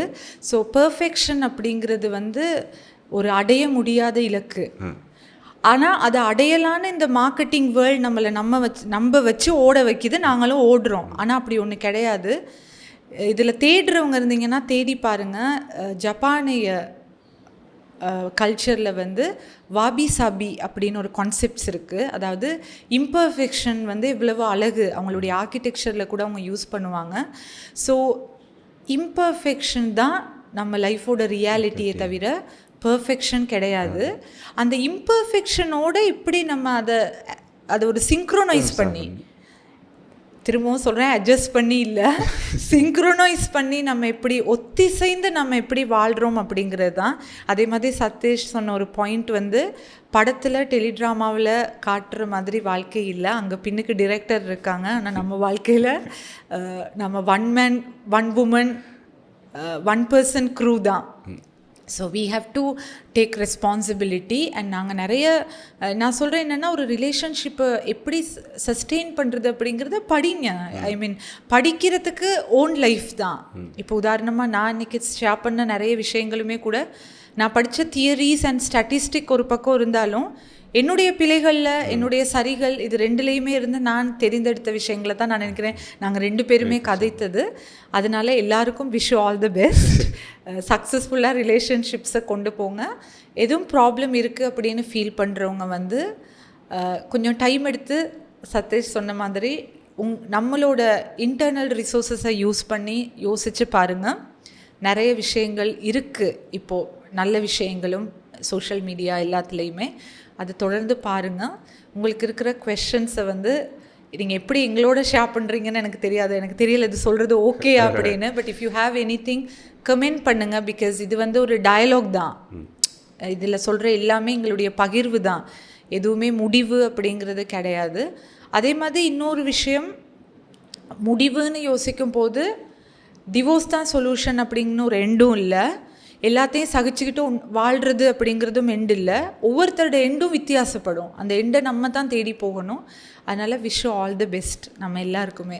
அதோட ஒன்று ஆட் பண்ணிக்கிறேன், டிவோர்ஸோடையும் லைஃப் எண்டும் இல்லை. இந்த லைஃப் எண்டும் இல்லை. Perfect. Thank you. Thank you.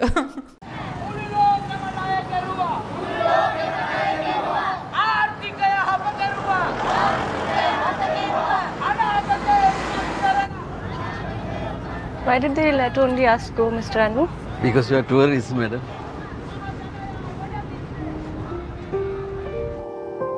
This is the place that King Ravana lived and he is also buried.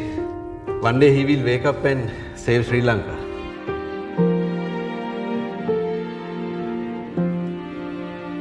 Like it? Love it. There we go. Thank you for spending 5 years of your life with me. To us.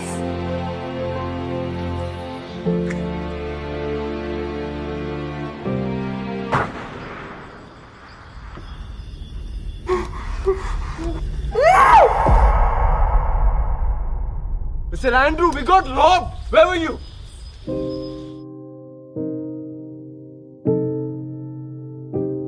Are you sure it's them, Kishan?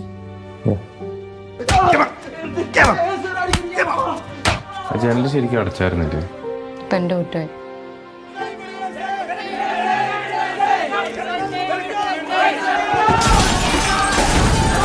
We are not safe here, sir. Don't go there, sir. They will kill you. Kill who? Kill you, me, madam, all. How can you be so happy, Amma? You want me to be unhappy? Do you think when women face problems, they cry and hope for a man to rescue them? Aren't we also responsible? How are we responsible for it? This is human life. Doesn't it have any value?